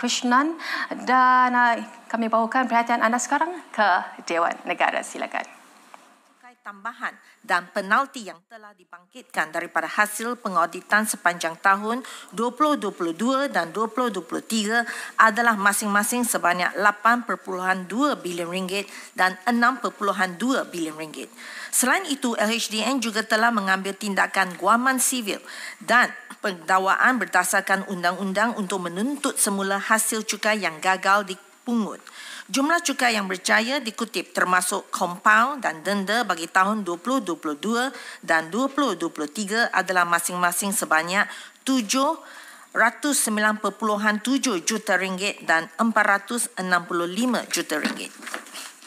Program khas pengakuan sukarela PKPS 2.0 adalah antara inisiatif yang diperkenalkan kerajaan untuk memperluas bilangan pembayar cukai dan menggalakkan pematuhan cukai bagi meningkatkan hasil negara. PKPS 2.0 dilaksanakan oleh LHDN dengan tawaran penalti pada kadar 0% bagi pengakuan sukarela yang dibuat dalam tempoh 6 Jun 2023 sehingga 31 Mei 2024. Setakat 29 2024, LHDN telah meluluskan sebanyak 72,534 kes pengakuan sukarela dan sejumlah 652.5 juta ringgit taksiran cukai telah dilaporkan, yang mana sebanyak 284 juta ringgit telah berjaya dikutip. Sekian, terima kasih. Tambahan. Ya, maaf. Terima kasih Yang Di-Pertua, Datuk Yang Di-Pertua. Soalan tambahan saya, terima kasih Timbalan Menteri. Bagi meningkatkan pendapatan negara, terutamanya dari pihak cukai, adakah kerajaan berhasrat untuk memperkenalkan cukai warisan, iaitu cukai daripada orang kaya, seperti yang ada diketengahkan oleh beberapa pihak? Dan adakah kerajaan berhasrat untuk memperkenalkan satu sistem ataupun kriteria supaya aset golongan kaya yang berada di luar negara dapat kita kenakan cukai? Terima kasih. Terima kasih Datuk Yang Di-Pertua. Terima kasih Yang Berhormat Senator. Mengenai cadangan pengenaan cukai warisan atau dikenali cukai harta pusaka, untuk maklumat ahli yang berhormat, kerajaan tidak bercadang untuk melaksanakan cukai warisan buat masa ini. Berdasarkan laporan The Organisation of Economic Cooperation and Development OECD dengan izin, cukai ini hanya menyumbang sebahagian kecil daripada jumlah hasil cukai di seluruh negara OECD, iaitu sekitar 0.5% daripada jumlah cukai pendapatan purata tahun 2019. Hanya beberapa negara maju mengenakan cukai warisan dengan kadar yang tinggi seperti Jepun 10 hingga 55%, Korea Selatan 10 hingga 50% dan Perancis 0 hingga 60%. Kerajaan sebelum ini pernah mengenakan duti harta pusaka ke atas pemilik harta yang meninggal dunia ke atas semua hartanya sebelum diagihkan kepada waris yang layak. Namun begitu, duti harta pusaka ini telah dimansuhkan mulai 1 November 1991 seperti yang diumumkan dalam Belanjawan 1992 bagi membantu waris si mati mempercepatkan proses pengurusan harta pusaka. Berbanding memperkenalkan cukai-cukai baharu, kerajaan akan lebih memfokus dan mempergiat usaha dan tumpuan untuk meningkatkan kesedaran rakyat dalam aspek pematuhan cukai. Pelbagai langkah sedang dilaksanakan dalam menangani ketirisan hasil cukai dan memerangi isu ekonomi bayangan bagi meningkatkan hasil pendapatan negara. Sekian, terima kasih. Tambahan. Okey. Yang Muhammad sila. Terima kasih Datuk Yang di-Pertua. Adakah LDA Chen akan membuat audit selepas pembayar cukai membuat pengakuan sukarela dalam program khas pengakuan sukarela PKPS 2.0? Terima kasih Datuk Yang di-Pertua. LHGN akan menerima maklumat pengakuan sukarela secara suci hati dan tiada audit atau siasatan akan dilakukan ke atas cukai yang dilaporkan bagi tempoh bercukai yang dibenarkan semasa tempoh pengakuan sukarela dibuat. Perkara tersebut telah dinyatakan secara jelas dalam surat kelulusan. Namun, sekiranya pembayar cukai gagal menjelaskan bagi cukai pada akhir tempoh PKPS, dia telah membuat sukarela telah membuat laporan tetapi dia masih belum tidak menjelaskan cukai itu pada akhir tempoh PKPS yang ditetapkan, tindakan undang-undang boleh diambil dan pembayar cukai boleh diaudit atau disiasat di masa hadapan. Sekian, terima kasih. Terima kasih Yang Berhormat Timbalan Menteri. Yang buat Senator Tuan Michael Mujalihan. Terima kasih Datuk Yang di-Pertua. Soalan saya ialah nombor 8.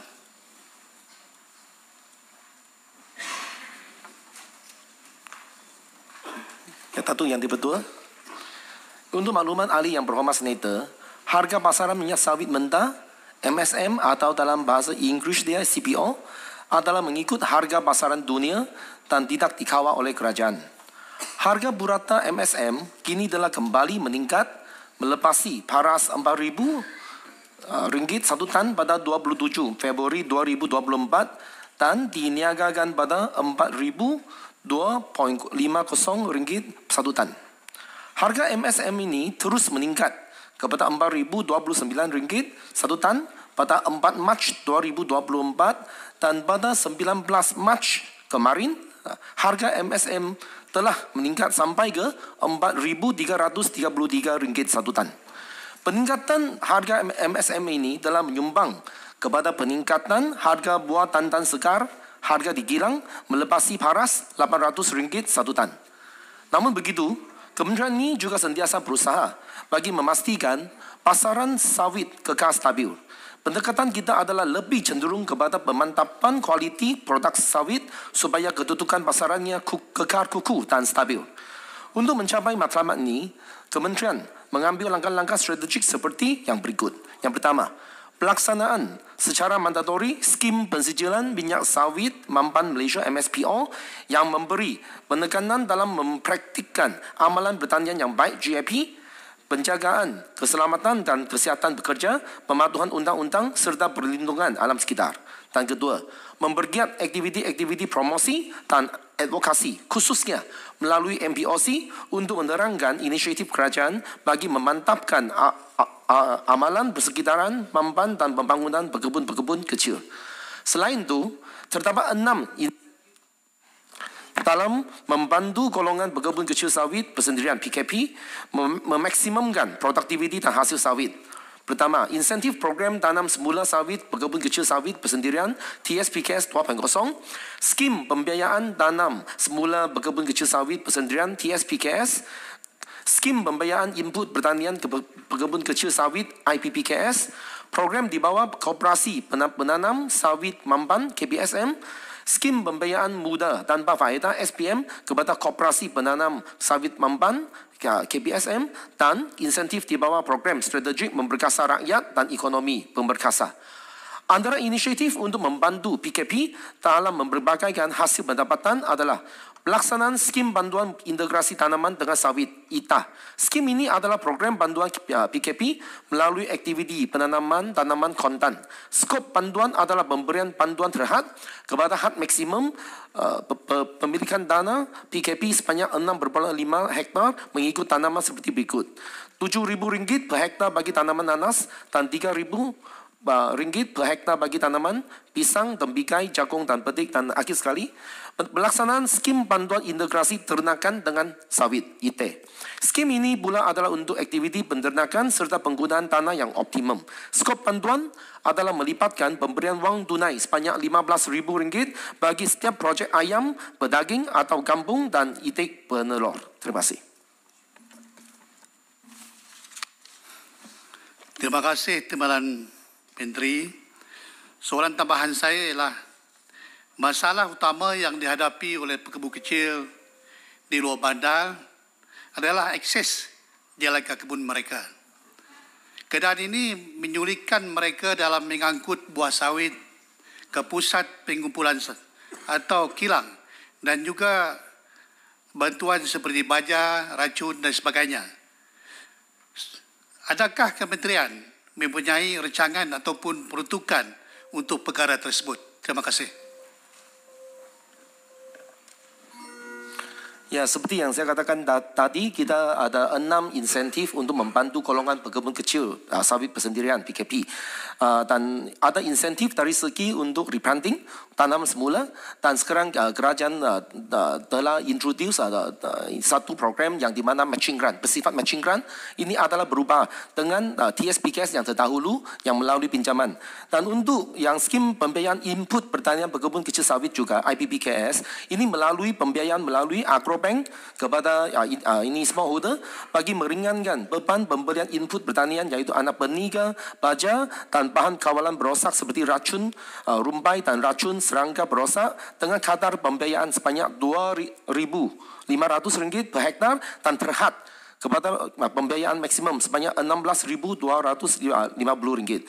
Dan kita juga ada program di bawah Koperasi Penanam Sawit Mamban KPSM sebagai contoh di bawah RMK 11, kerajaan memperuntukkan grant untuk pembinaan pusat timbang bagi setiap KPSM dengan nilai ceiling sebanyak RM200,000. Dan untuk makluman YB Senator, di seluruh negara ini kita ada 64 KPSM.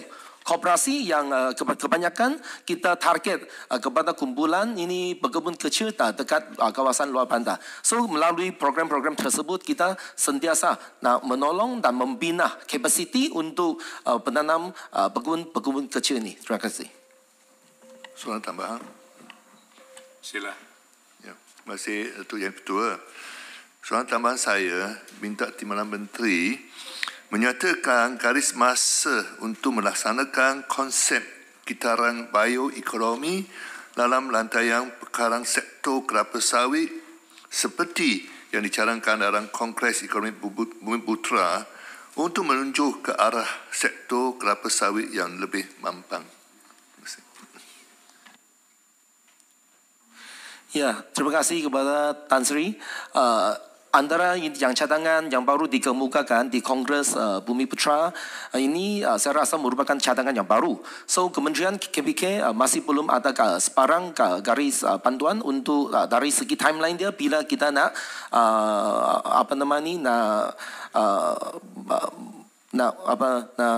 mencapai yang kitaran ekonomi, yang bioekonomi yang dikatakan oleh YB Senator Tan Sri ini. Dan kerajaan melalui KPK kita juga ada bahagian untuk pembangunan biojisim dan bahan api bio biomass dan biofuel di bawah kementerian ini, dan itulah salah satu cara kita untuk kita mengubah dasar untuk menggalakkan dari segi industri menuju ke arah mengguna pakai biomass dan juga biofuel yang berasaskan ini sawit. Terima kasih. Terima kasih Yang Berhormat Timbalan Menteri. Yang Berhormat Senator Datuk Kesabadas. Terima kasih Datuk Yang Dipertua. Soalan saya nombor 9. Terima kasih Datuk Yang Dipertua. Datuk Kesabadas minta Kementerian Belia dan Sukan menyatakan adakah kementerian mengambil perhatian tentang masalah tunggakan gaji kelab bola sepak profesional yang seolah-olah tidak diendahkan oleh pihak Malaysian Football League menerusi saluran perundangan yang berkaitan. Untuk makluman Datuk Yang Dipertua, Persatuan Bola Sepak Malaysia adalah badan induk yang bertanggungjawab sepenuhnya terhadap pembangunan bola sepak di Malaysia, sementara Liga Bola Sepak Malaysia atau MFL pula merupakan badan yang bertanggungjawab terhadap aspek pengurusan dan kawal selia Liga Bola Sepak Profesional di Malaysia. Berdasarkan pada peraturan yang ditetapkan oleh Persekutuan Bola Sepak Antarabangsa atau FIFA, pihak kerajaan termasuk Kementerian Belia dan Sukan tidak mempunyai kuasa untuk campur tangan ataupun terlibat dalam sebarang aspek pengurusan FAM dan MFL, termasuk berkaitan isu tunggakan gaji pemain bola sepak tempatan yang berada di klub-klub. Walaupun kita tidak campur tangan secara langsung, kita sentiasa bekerjasama dengan pihak FAM dan MFL untuk memantau isu-isu pembayaran gaji tertunggak yang tidak sepatutnya berlaku ketika Liga Bola Sepak Negara sudah pun mencapai tahap profesional. Dan dalam menangani hal ini, pihak MFL telah pun mengambil pelbagai langkah tegas termasuk mengenakan pemotongan mata kepada pasukan yang terlibat, menggantung lesen pasukan untuk bertanding dalam musim berikutnya dan melaksanakan pembatalan lesen dengan laporan terhadap FAM dan FIFA. Jadi di samping itu, semua pemain bola sepak profesional dalam negara kita digalakkan juga untuk mendaftar sebagai ahli kepada Persatuan Pemain-Pemain Profesional Malaysia PFM yang berkeupayaan untuk membantu pemain dengan menawarkan kepakaran undang-undang untuk mengambil tindakan yang sewajarnya terhadap kelab yang gagal membayar gaji. Terima kasih. Ya, terima kasih Yang Berhormat Timbalan Menteri. Ya. Nah, bagaimanakah KBS dapat memainkan peranan bersama untuk memastikan kelab-kelab bola sepak profesional mampu berdikari dalam aspek pemulihan sumber pendapatan dan tidak hanya mengharapkan ihsan kerajaan negeri untuk membantu menyelesaikan sebarang krisis kewangan? Dan adakah KBS menjalin usaha sama dengan Persatuan Pemain-Pemain Bola Sepak Profesional PFAM sebagai pendekatan untuk mendalami masalah-masalah kebajikan yang membelenggu kehidupan pemain bola sepak profesional? Sekian, Mas. Untuk Datuk Yang Dipertua, bagi saya isunya adalah bagaimana kita menarik nilai ekonomi ke dalam Liga Bola Sepak tempatan kita. Sekarang kita berhadapan dengan situasi di mana klub-klub bola sepak dalam negara kita sudah pun beralih ke arah klub bola sepak profesional berbanding sebelum ini di zaman yang mungkin beberapa tahun kebelakangan ini lebih bersifat semi-profesional dan sebelum itu amatur. Kita masih ada lagi Liga Amatur yang mana mendapat bantuan dan sokongan daripada pihak pemilik masing-masing yang selalunya berkaitan dengan sama ada badan persendirian ataupun badan berkaitan dengan kerajaan. Namun untuk klub-klub profesional sekarang kebanyakannya walaupun dimiliki oleh persatuan yang berkaitan dengan negeri, namun ianya diuruskan secara persendirian. Kecuali beberapa klub yang masih lagi menerima geran daripada kerajaan negeri masing-masing. Kita masih belum mencapai tahap seperti yang kita inginkan.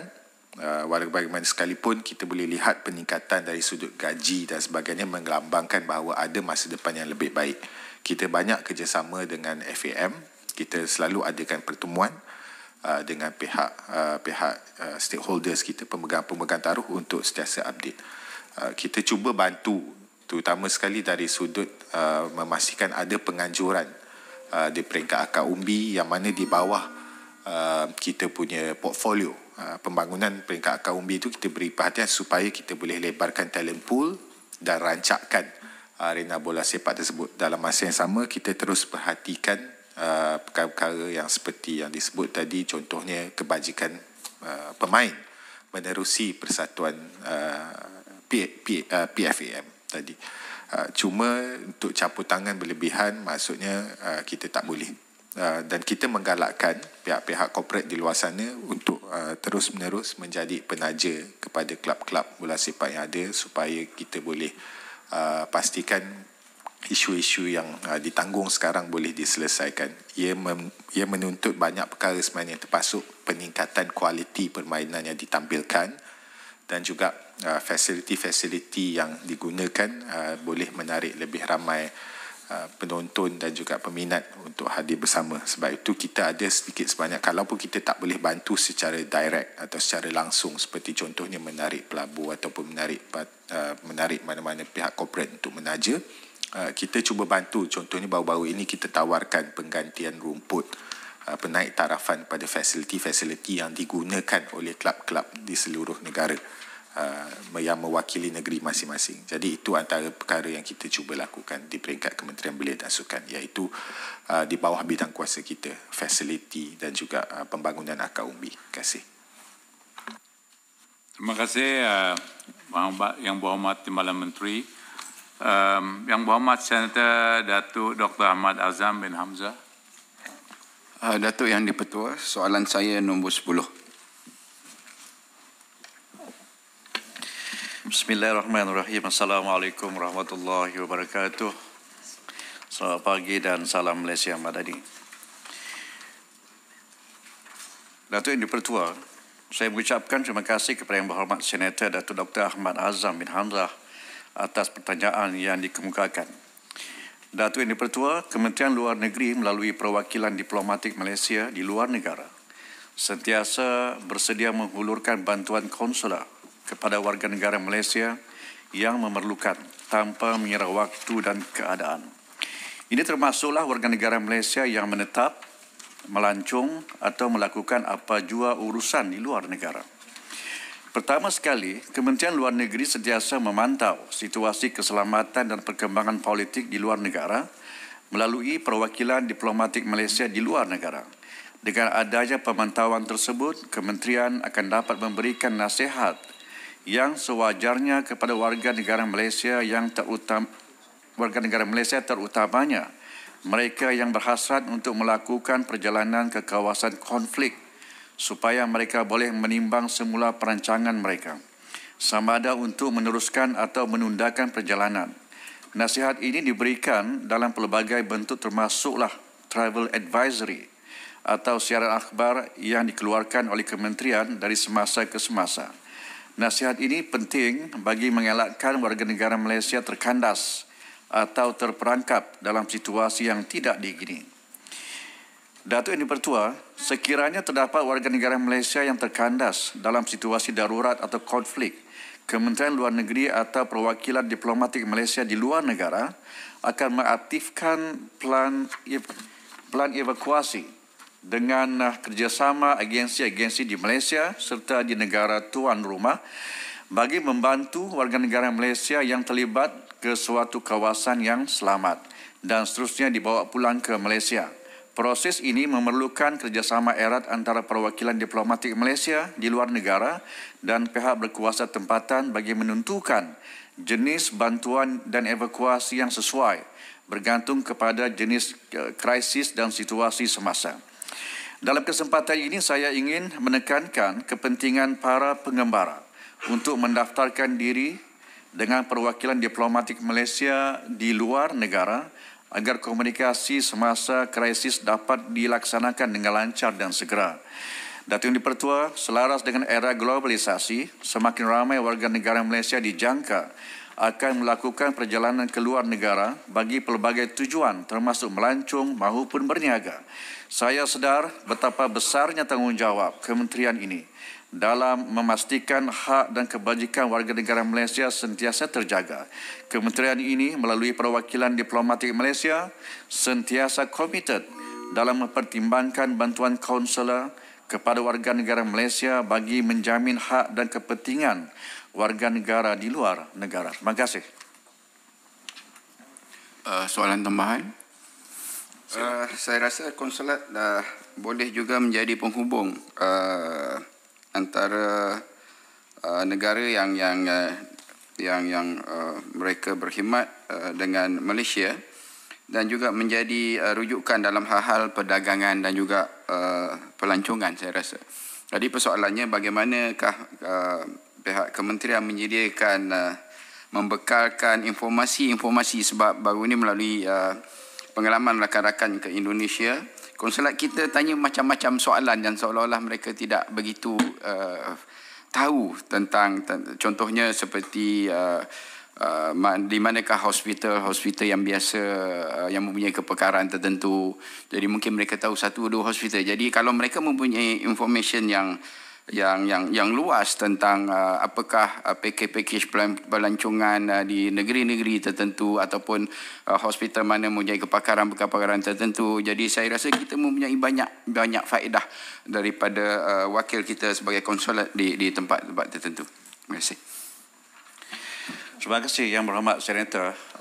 Dalam konteks persoalan yang dikemukakan itu sebenarnya di peringkat Kementerian Luar Negeri, kita sentiasa bekerja rapat dengan agensi-agensi yang terlibat. Contohnya di Jakarta umpamanya, kita ada beberapa agensi yang duduk serta di pejabat kedutaan kita, agensi Matred mungkin ada di sana, juga Motek. Perwakilan mereka juga berada di Jakarta.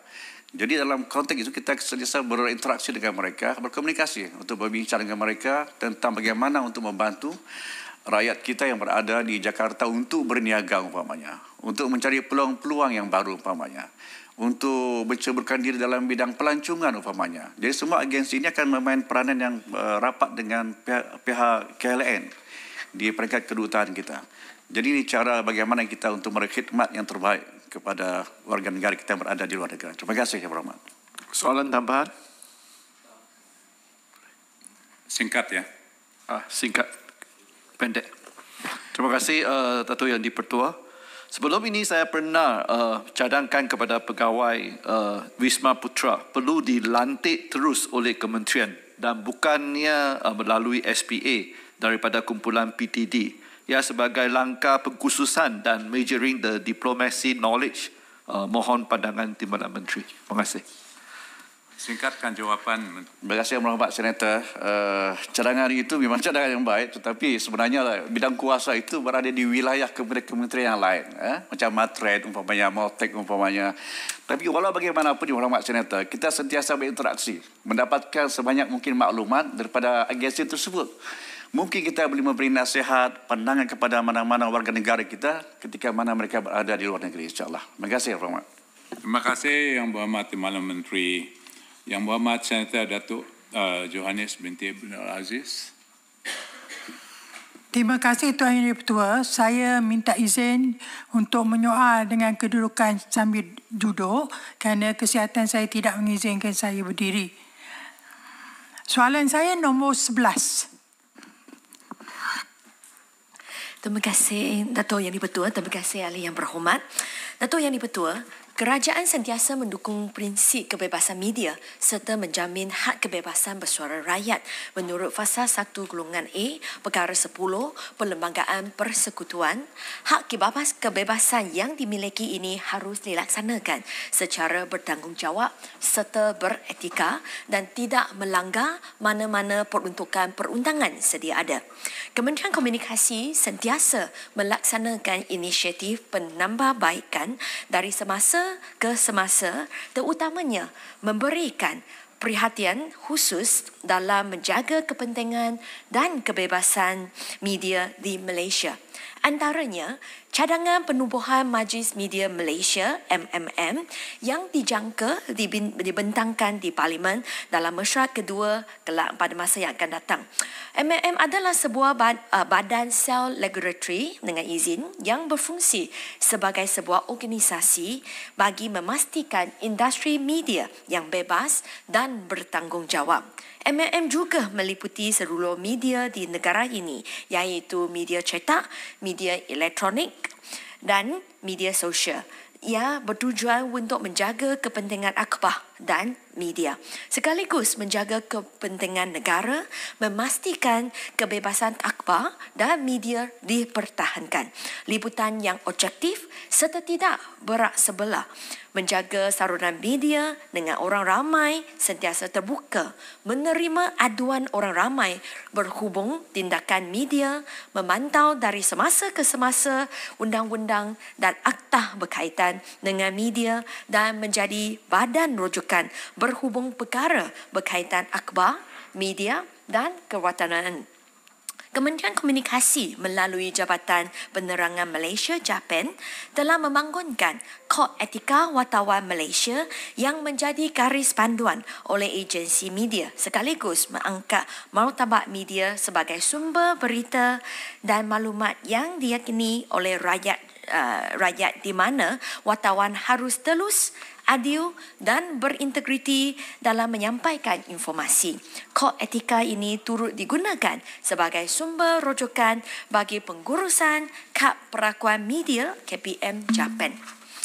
Dalam menjaga kepentingan dan kebebasan media di Malaysia, Jabatan Penyiaran Malaysia RTM menerusi ketiga-tiga platform penyiarannya iaitu televisyen, radio dan media digital mengamalkan konsep liputan berimbang dan bertanggungjawab tanpa mengambil kira fahaman politik dan subjek liputan serta mengutamakan faedahnya kepada rakyat dan negara selagi mana tidak melibatkan provokasi kepada mana-mana pihak. Ia sesuai dengan amalan yang digariskan oleh Kod Etika Penyiaran yang menjadi rujukan LTM sejak 2003 semakan 2023 yang menggariskan keutamaan nilai berita serta memuatkan pandangan pro dan kontra semua pihak yang juga seiring dengan maklumat memberi kebebasan untuk penyiar berkarya dan berkreatif tetapi pada masa yang sama memenuhi tanggungjawab sosial kepada masyarakat. Sekian jawapan saya. Terima kasih. Soalan tambahan. Apakah kerajaan bercadang untuk menggubal undang-undang berkaitan supaya kebebasan bersuara ini seiring dengan perubahan dinamik teknologi dan digital serta tidak melangkaui perkara sensitif, terutamanya isu 3R dan berita palsu yang boleh mencemari sensitiviti kaum dan agama di negara ini? Terima kasih Yang Berhormat Senator atas soalan tersebut.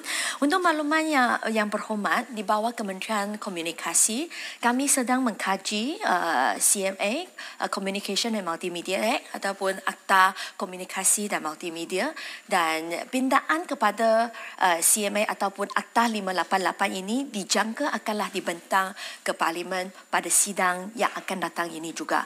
Selain daripada itu, Kementerian Komunikasi, Kementerian Digital bersama denganlah Bayu di bawah Jabatan Perdana Menteri juga sedanglah meneliti dan juga mengkaji keperluan untuk wujud satu akta baru iaitu Digital Safety Act ataupun keselamatan digital, Akta Keselamatan Digital. Kalau ikut jadual, memang kita harap bahawa kalau sempat kami juga berhasrat untuklah membentang RUU baharu ini di Parlimen pada sidang yang akan datang ini. Kami harap bahawa denganlah pindaan kepada CMA ataupun Akta 588 dan juga denganlah akta baharu kami bolehlah menjaga kebebasan bersuara tetapi pada masa yang sama melindungi rakyat jelata daripada berita palsu, penipuan dan juga isu-isu 3R, provokasi yang melibatkan unsur-unsur 3R ini. Terima kasih Ahli Yang Berhormat. Terima kasih Yang Berhormat Timbalan Menteri. YB Senator soalan tambahan Halim bin Sulaiman. Soalan tambahan Datuk Yang di-Pertua. Sila. bagaimanakah pencapaian liputan telekomunikasi 5G di Sabah setakat ini, khususnya di kawasan luar bandar, kerana terdapat banyak aduan mengenai liputan dan akses seringkali terganggu di kawasan yang dikatakan disebabkan penaiktarapan perkhidmatan telekomunikasi 5G. Terima kasih. Terima kasih ahli yang berhormat, terima kasih Datuk Yang di-Pertua. Pertama, untuk liputan 5G di seluruh Malaysia telahlah mencerca 80%. Tetapi saya di sini nak mohon maaf kerana saya tak ada liputan khususnya untuk Sabah. Jadi saya akan dapatkan angka tersebut untuklah Yang Berhormat Senator. Dan sekiranya Yang Berhormat Senator menerima apa-apa aduan tentanglah perkhidmatan liputan internet ataupun liputan 5G ataupun 4G, saya mengalu-alukan Yang Berhormat Senator untuklah buat aduan denganlah SKMM ataupun MCMC, sama ada melalui portal laman web kita aduan.mcmc.gov.my ataupun hubungi kami. Kami akanlah turun padang untuklah membantu untuk menjagalah kawasan yang ahli yang berhormat. Terima kasih. Terima kasih Yang Berhormat Timbalan Menteri. Yang Berhormat Senator Datuk Abdul Halim bin Sulaiman. Terima kasih Yang Berhormat Datuk Yang Di-Pertua. Soalan saya nombor 12. Terima kasih Datuk Yang Di-Pertua. Pusat Maklumat Harta Tanah Negara, NAPIK, Jabatan Penilaian dan Perkhidmatan Harta, JPPH, berperanan mengumpul, menganalisis dan menyebarkan data pasaran harta tanah kepada pemain industri harta tanah. Data yang diterbitkan oleh NAPIK meliputi keadaan pasaran, stok dan status harta tanah mengikut subsektor kediaman, perdagangan, kedai atau pejabat binaan khas, kompleks perniagaan, servis apartmen dengan izin, industri, tanah pertanian dan tanah pembangunan yang diperolehi daripada pelbagai agensi kerajaan dan penggiat industri harta tanah, antaranya pemaju dan pengurus bangunan. Melalui data yang dikumpul ini, NAPIK telah menyemak silang cross-check dengan izin dengan data di dalam One Stop Center OSC 3.0 dan Housing Integrated Management System HIMS dengan izin di bawah KPKT. Selain itu, NAPIK juga melaksanakan lawatan tapak bagi memastikan data yang diterima dan dikumpul itu tepat. Data yang telah disahkan tersebut dikeluarkan sebagai penerbitan berkala sama ada secara sukuan atau tahunan. Melalui penerbitan tersebut, NAPIK seterusnya membantu pelbagai agensi termasuk kerajaan negeri melalui pembentangan dan jawatankuasa yang dilantik di peringkat negeri bagi memberikan khidmat nasihat berkaitan pasaran harta tanah. Kesemua data yang dikumpul oleh NAPIK ini menggambarkan situasi sebenar pasaran harta tanah negara mengikut sukuan dan NAPIK telah mengambil inisiatif mengeluarkan beberapa penerbitan berkala berkaitan harta tanah yang disebar luas secara percuma menerusi portal NAPIK 2 JPPH yang dibuat secara sukuan dan tahunan. Sehingga kini portal baharu NAPIK yang dilancarkan pada Mei 2023 telah merekodkan lebih daripada 440,000 viewers. Selaras dengan inisiatif pendigitalan sektor awam, NAPIK juga memaparkan data sebenar harta tanah yang dikumpulkan secara interaktif melalui visualisasi data dan juga format Excel bagi memudahkan orang awam dan penggiat industri untuk menganalisis data mengikut keperluan masing-masing, iaitu data transaksi harta tanah, data status harta tanah, data stok harta tanah, data indeks harga dan sewa, data transaksi terbuka. Bagi perspektif pelabur atau bakal pembeli dan penjual harta tanah, data yang dikongsi oleh NAPIK ini boleh dijadikan sebagai panduan dalam membuat keputusan untuk pelaburan atau mengetahui harga pasaran harta tanah di Malaysia. NAPIK akan terus kekal komited dalam menyebarkan data yang menggambarkan situasi sebenar pasaran harta tanah bagi membantu kerajaan sama ada di peringkat persekutuan atau peringkat negeri dan pemain industri membuat polisi dan keputusan yang tepat berkaitan harta tanah. Sekian, terima kasih. Soalan tambahan. Pada 10 harian Januari 2024, NAPIK ada mengeluarkan satu statement menyatakan bahawa lebih kurang 20 bilion rumah-rumah yang belum terjual di seluruh negara, termasuk di Johor yang tertinggi. Jadi melihat kepada itu, CBRE dan WTW, sebuah satuan, menyatakan bahawa data itu adalah tidak tepat dan terlalu general. Soalan saya, data dari Pusat Maklumat Harta Tanah Negara NAPIK mengkategorikan perkembangan pemilikan perumahan negara secara umum tanpa mengambil kira peratusan perbandingan tawaran dan belian mengikut tahunan, faktor lokasi dan populasi. Bila statement ni keluar, keyakinan pelabur untuk melabur di suatu negeri itu akan terhakis, menyebabkan tidak ada pelaburan seterusnya. Jadi, apakah kerajaan akan menambah baik cara NAPIK mengkategorikan data agar lebih spesifik dan menyuruh supaya keyakinan pelabur itu akan ada dalam negara kita ini. Terima kasih. Terima kasih Datuk Yang di-Pertua. Terima kasih Yang Berhormat Senator. Saya memang faham tentang keadaan di Johor. NAPIK mempunyai pengkalan data permintaan dan penawaran yang komprehensif, merangkumi subsektor harta tanah kediaman, perdagangan, industri pertanian dan tanah pembangunan seperti yang saya telah sebutkan. Data permintaan harta tanah direkodkan secara terperinci mengikut negeri, daerah, mukim, skim perumahan sehinggalah ke nombor lot serta harga pindah milik setiap harta tanah. Bagi data penawaran pula, NAPIK merekodkan setiap peringkat pembangunan harta tanah dari peringkat kelulusan pelan pembangunan sehinggalah ke prestasi penjualan.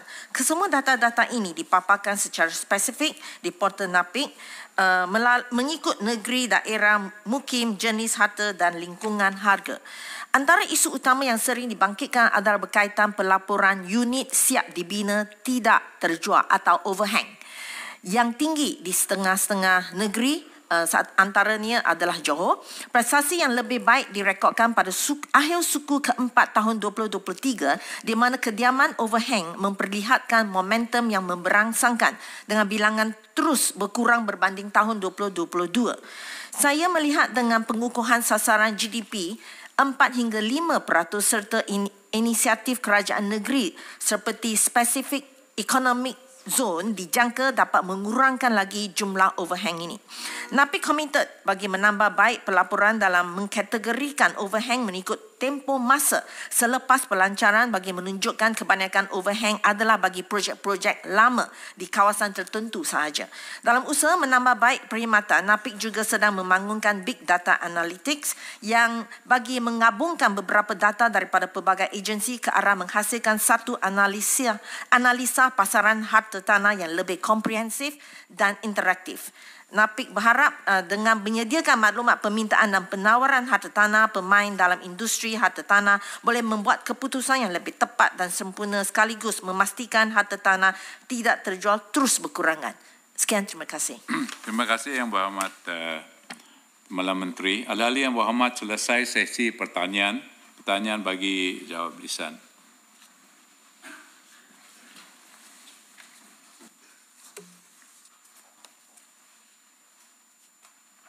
Aturan urusan mesyuarat dan usul-usul. Usul menjunjung kasih ke atas titah ke bawah Duli Yang Maha Mulia Sri Paduka Baginda Yang di-Pertuan Agong menyambung semula perbahasan ke atas usul menjunjung kasih ke atas titah ke bawah Duli Yang Maha Mulia Sri Paduka Baginda Yang di-Pertuan Agong. Ahli-ahli yang berhormat, di hadapan saya ada seramai 25 orang. Ahli lagi yang hendak berbahas. Maka saya membuat ketetapan bahawa masa yang diberikan bagi perbahasan hari ini adalah 20 minit seorang. Dipersilakan Yang Berhormat Senator Puan Rita InsyaAllah. Terima kasih Datuk Yang di-Pertua. Salam sejahtera, salam Malaysia Madani. Terima kasih kerana memberi saya peluang untuk menyokong usul menjunjung kasih ke atas titah ke bawah Duli Yang Maha Mulia Sri Paduka Baginda Yang di-Pertuan Agong ke-17 Sultan Ibrahim Ibni Almarhum Sultan Iskandar semasa Baginda membuka penggal ketiga Parlimen ke-15 pada 26 Februari tahun ini. Pertamanya saya merafak sembah dan mengucapkan setinggi-tinggi tahniah kepada kepada Kebawah Duli Yang Maha Mulia Sri Paduka Baginda Yang di-Pertuan Agong Sultan Ibrahim Ibni Almarhum Sultan Iskandar atas pelantikan Baginda sebagai Yang di-Pertuan Agong, dan juga Kebawah Duli Yang Maha Mulia Sri Paduka Baginda Raja Pemaisuri Agong Raja Zari Sofia. Dirgahayu Tuanku. Pada masa yang sama, saya ingin merafak sembah kepada Kebawah Duli Yang Maha Mulia Sultan Pahang, Sultan Abdullah Riyatuddin Al-Mustafa Billah Shah Ibni Almarhum Sultan Ahmad Shah Al-Musta'in Billah, dan Kebawah Duli Yang Maha Mulia Tunku Ampuan Pahang, Tuanku Azizah Aminah Maimunah Iskandariah binti Almarhum Al-Mutawakil Alallah Sultan Iskandar Al-Haj yang telah menaungi negara dan rakyat jelata selama 5 tahun yang lalu dengan penuh bijaksana. Terima kasih Tuanku, jasa Tuanku berdua tetap dikenang. Saya juga mengucapkan setinggi-tinggi tahniah kepada Yang Berhormat Senator Datuk Mutang Tagal yang telah dilantik sebagai Yang di-Pertua Dewan Negara. Sebagai anak Sarawak dari kaum Dayak, saya bangga dengan pelantikan Yang Berhormat dan akan memberi kerjasama yang sewajarnya kepada Yang Berhormat. Datuk Yang di-Pertua, Tuanku Agong telah menitahkan beberapa perkara yang merangkumi kestabilan politik, pembinaan negara, kesejahteraan rakyat dan tanggungjawab bersuara di arena antarabangsa untuk mendukung keamanan dan menentang keganasan. Pertamanya, saya menyentuh tentang sektor pelancongan. Datuk Yang di-Pertua, Baginda Tuanku menyeru supaya semua pihak memanfaatkan Tahun Melawat Malaysia 2026 dalam keadaan di mana negara mengalami kekangan kewangan akibat daripada defisit belanjawan yang kumulatif sejak 1998 dan menanggung beban hutang sehingga 1.5 trilion ringgit. Pelancongan berpotensi menjadi sumber pendapatan yang tinggi, menjana kesan limpahan dan menyumbang dengan signifikan kepada KDNK. Pada tahun 2019, Malaysia merekodkan kedatangan 26.1 juta pelancong asing dan pendapatan dari pelancong asing adalah 86.14 bilion ringgit. Manakala sejumlah 239 juta pelancong domestik mencatatkan pendapatan sebanyak 103.2 bilion ringgit. Pada tahun tersebut, sektor pelancongan telah menyumbang sebanyak 15.9 kepada KDNK dan 23.6 daripada pekerja bekerja dalam sektor tersebut. Ya, ini bersamaan dengan kira-kira 3.68 juta orang yang bekerja di sektor pelancongan. Dan jika dikira pendapatan nilai ditambah kasa industri pelancongan, ini yang dikatakan kesan limpahan bagi tahun tersebut adalah 240 bilion ringgit. Kecuali pada tahun 2020 dan 2021 yang menyaksikan penurunan prestasi bagi sektor ini, pembukaan semula sempadan negara pada pelancong antarabangsa pada tahun 2022 telah mencatatkan kedatangan 10 juta pelancong asing dan menjana 33.4 bilion pendapatan. Pelancong domestik pula direkodkan sebanyak 171.6 juta dan menjana pendapatan sebanyak 59.2 bilion, menjadikan pendapatan dari kedua-dua komponen sebanyak 92.6 bilion. Pendapatan nilai ditambah kasa industri pelancongan pada tahun tersebut adalah sebanyak 251.5 bilion dan menyumbang kira-kira 14% kepada KDNK negara, dan seramai 3.6 juta orang, iaitu bersamaan dengan 23.4%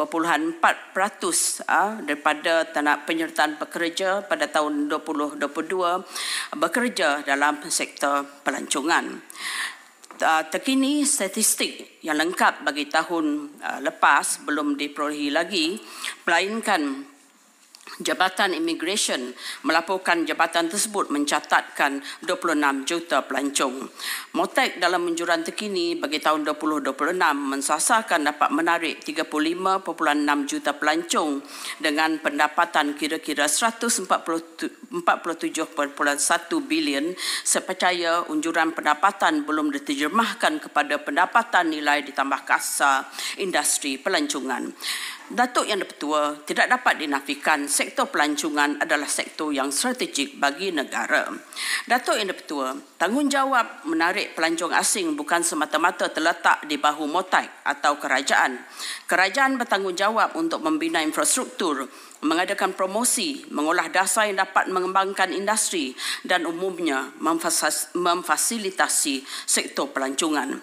Penggiat industri khususnya yang terdiri dari pengusaha tempat tarikan pelancong, pembekal-pembekal penginapan, pengangkutan, syarikat-syarikat pelancongan, syarikat-syarikat penerbangan, pengusaha-pengusaha makanan dan minuman dan pihak berkuasa tempatan turut memikul tanggungjawab untuk memajukan industri ini. Penggiat industri inilah yang memberi perkhidmatan secara langsung kepada pelancong. Matlamat utama kerajaan dan penggiat industri adalah untuk memberi pengalaman yang manis kepada pelancong. Pelancong bakal menjadi duta pelancongan kita kerana mereka lazimnya mengongsikan pengalaman percutian di media sosial yang boleh menarik minat pelancong-pelancong lain untuk memilih Malaysia sebagai destinasi percutian. Sesungguhnya banyak hasil kajian yang menyatakan bahawa 9 dari 10 orang pelancong membaca online review dengan izin sebelum memutuskan destinasi percutian mereka. Selain daripada itu, seseorang pelancong yang menikmati pengalaman yang manis di Malaysia berpotensi besar akan datang kembali. Oleh yang demikian, bagi penjawat-penjawat awam yang menjaga pintu masuk negara sebagai barisan pertama yang dijumpa oleh para pelancong, saya mencadangkan penama Motek dengan kerjasama kementerian-kementerian yang berkaitan menganjurkan kursus untuk tentang perkhidmatan pelanggan bagi jentera barisan hadapan ini supaya dapat memberi perkhidmatan yang cekap dan mesra. Dan begitu juga KLIA baru-baru ini kita tahu apakah kedudukan KLIA daripada tinjauan antarabangsa. Kalau kita sendiri melihat pun masuk KLIA, kita melihat keadaan yang agak berterabur di sekitar kaunter check-in. Lebih-lebih lagi bila banyak warga negara asing yang membawa troli berderet-deret berbaris di depan pos pemeriksaan keselamatan. Kekurangan tempat duduk dan tempat yang selesa untuk menunggu pelepasan penerbangan memberi satu pengalaman yang tidak baik kepada pengembara. Dan pada masa yang sama, saya berharap pembinaan Aerotrain yang baru tidak mengalami kelewatan supaya perkhidmatan Aerotrain dapat bermula semula menjelang suku kedua tahun depan seperti disasarkan oleh Malaysia Airports Holdings Berhad. Saya melihat keadaan tandas di KLIA dan KLIA 2 adalah bersih. Tetapi MAHB perlu melihat keadaan tandas di lapangan terbang-terbang yang lain termasuk di Sabah dan Sarawak. Datuk Yang di-Pertua, selama seminggu mulai 25 hari bulan Februari hingga 2 Mac tahun ini, Sarawak terputus ketersambungan udara kerana semua penerbangan yang dikendalikan oleh Malaysia Airlines, AirAsia, Malindo ke Kuala Lumpur dari bandar-bandar utama Sarawak tiada tempat duduk yang tersedia. Trafik pada tempoh tersebut memang tinggi kerana musim cuti sekolah dan Tahun Baru Cina. Namun adalah tidak mungkin bagi pengurusan syarikat-syarikat penerbangan berkaitan tidak membuat unjuran penumpang bagi tempoh puncak itu dan membuat penerbangan tambahan demi memenuhi permintaan. Kegagalan syarikat-syarikat penerbangan untuk memenuhi permintaan bagi penerbangan ke Kuala Lumpur adalah satu tindakan yang tidak bertanggungjawab kerana pengangkutan udara adalah satu-satunya mod pengangkutan antara Sarawak dan Semenanjung.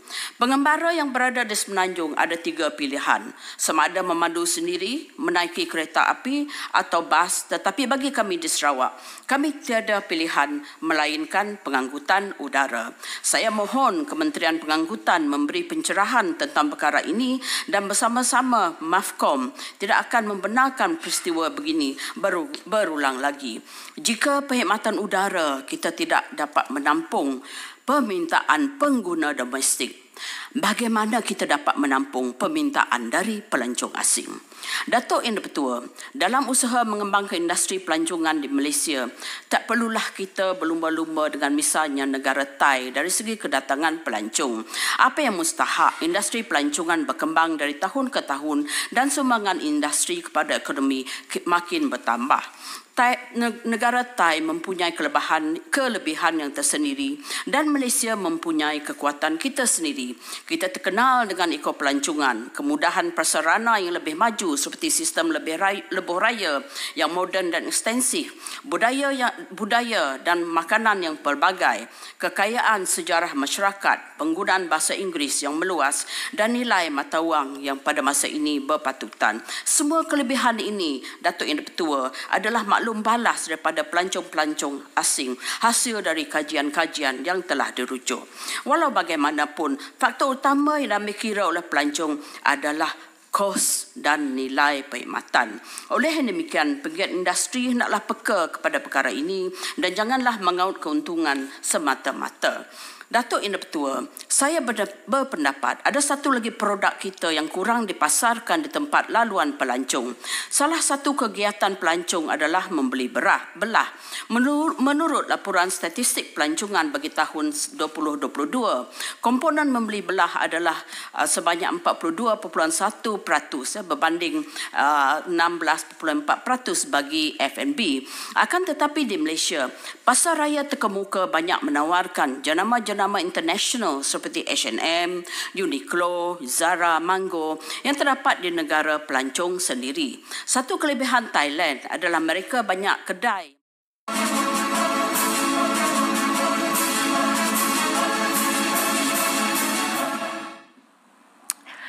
Assalamualaikum, salam sejahtera dan salam Malaysia Madani, dan kepada anda yang baru sahaja menyaksikan kami ketika ini di Dewan Negara sedang berlangsungnya perbahasan usul menjunjung kasih titah diraja oleh Senator Puan Rita Sarimah anak Patrick Insul, dan dikatakan sebanyak 25 orang senator akan terlibat dalam sesi perbahasan ini, dan juga sebelum ini 12 soalan sudah pun dijawab di dalam pertanyaan-pertanyaan bagi jawab lisan di dalam Dewan Negara. Dan kalau boleh saya kongsikan di sini soalan yang diajukan juga oleh Senator Puan Rita kepada Timbalan Menteri Pelaburan, Perdagangan dan Industri Yang Berhormat Tuan Liu Chin Tong, di mana beliau menjelaskan dan memperbetulkan tanggapan bahawa ekspor negara merosot seperti yang dikatakan sebelum ini. Adalah soalan kelima di dalam pertanyaan bagi jawab lisan. Dan juga jelas beliau pada tahun 2023 prestasi perdagangan Malaysia melepasi asas sebanyak 2 trilion ringgit bagi 3 tahun berturut-turut yang berjumlah 2.637 trilion ringgit. Dan manakala kemerosotan yang berlaku pada tahun 2022 adalah antaranya berpunca dari harga minyak sawit yang sangat tinggi, dan ini juga susulan dari kekurangan permintaan global, harga komuniti yang lebih rendah, juga ketegangan geopolitik yang berpanjangan, dan juga termasuk kadar inflasi yang tinggi dan penurunan dalam kitaran semikonduktor dunia serta kesan asas tinggi, juga beberapa faktor-faktor lain. Dan menjawab soalan ke-6 yang diajukan oleh Senator Tuan Haji Mustafa bin Musa, dijawab oleh Timbalan Menteri Pembangunan Usahawan dan Koperasi Datuk Ramakrishnan, di mana Datuk Ramanan menjelaskan bahawa jumlah koperasi di Melaka yang telah didaftarkan adalah sebanyak 487 sehingga Disember bagi tahun lalu, dan daripada jumlah itu sebanyak 29 koperasi baru telah didaftarkan sepanjang tahun 2023. Dan juga menyedari kepentingan belia dalam kesinambungan kepimpinan sesebuah koperasi, KUSKOP melalui SKM sentiasa berusaha untuk meningkatkan penyertaan. Dan antara usaha yang dilakukan adalah dengan program Young Entrepreneur Strive for Success ataupun juga dikenali sebagai YES. Baik saudara, selain di TV1 juga di saluran berita RTM, anda juga boleh ikuti kami di rtmparlimen.rtm.gov.my, juga di rtmklik.rtm.gov.my, palang RTM Parlimen, juga dengan muat turun mudah aplikasi RTM Klik ke telefon pintar anda di App Store, Play Store dan juga Huawei Apps Gallery. Baik, sekian saja daripada kami langsung dari Parlimen, dan Assalamualaikum. Jumpa lagi.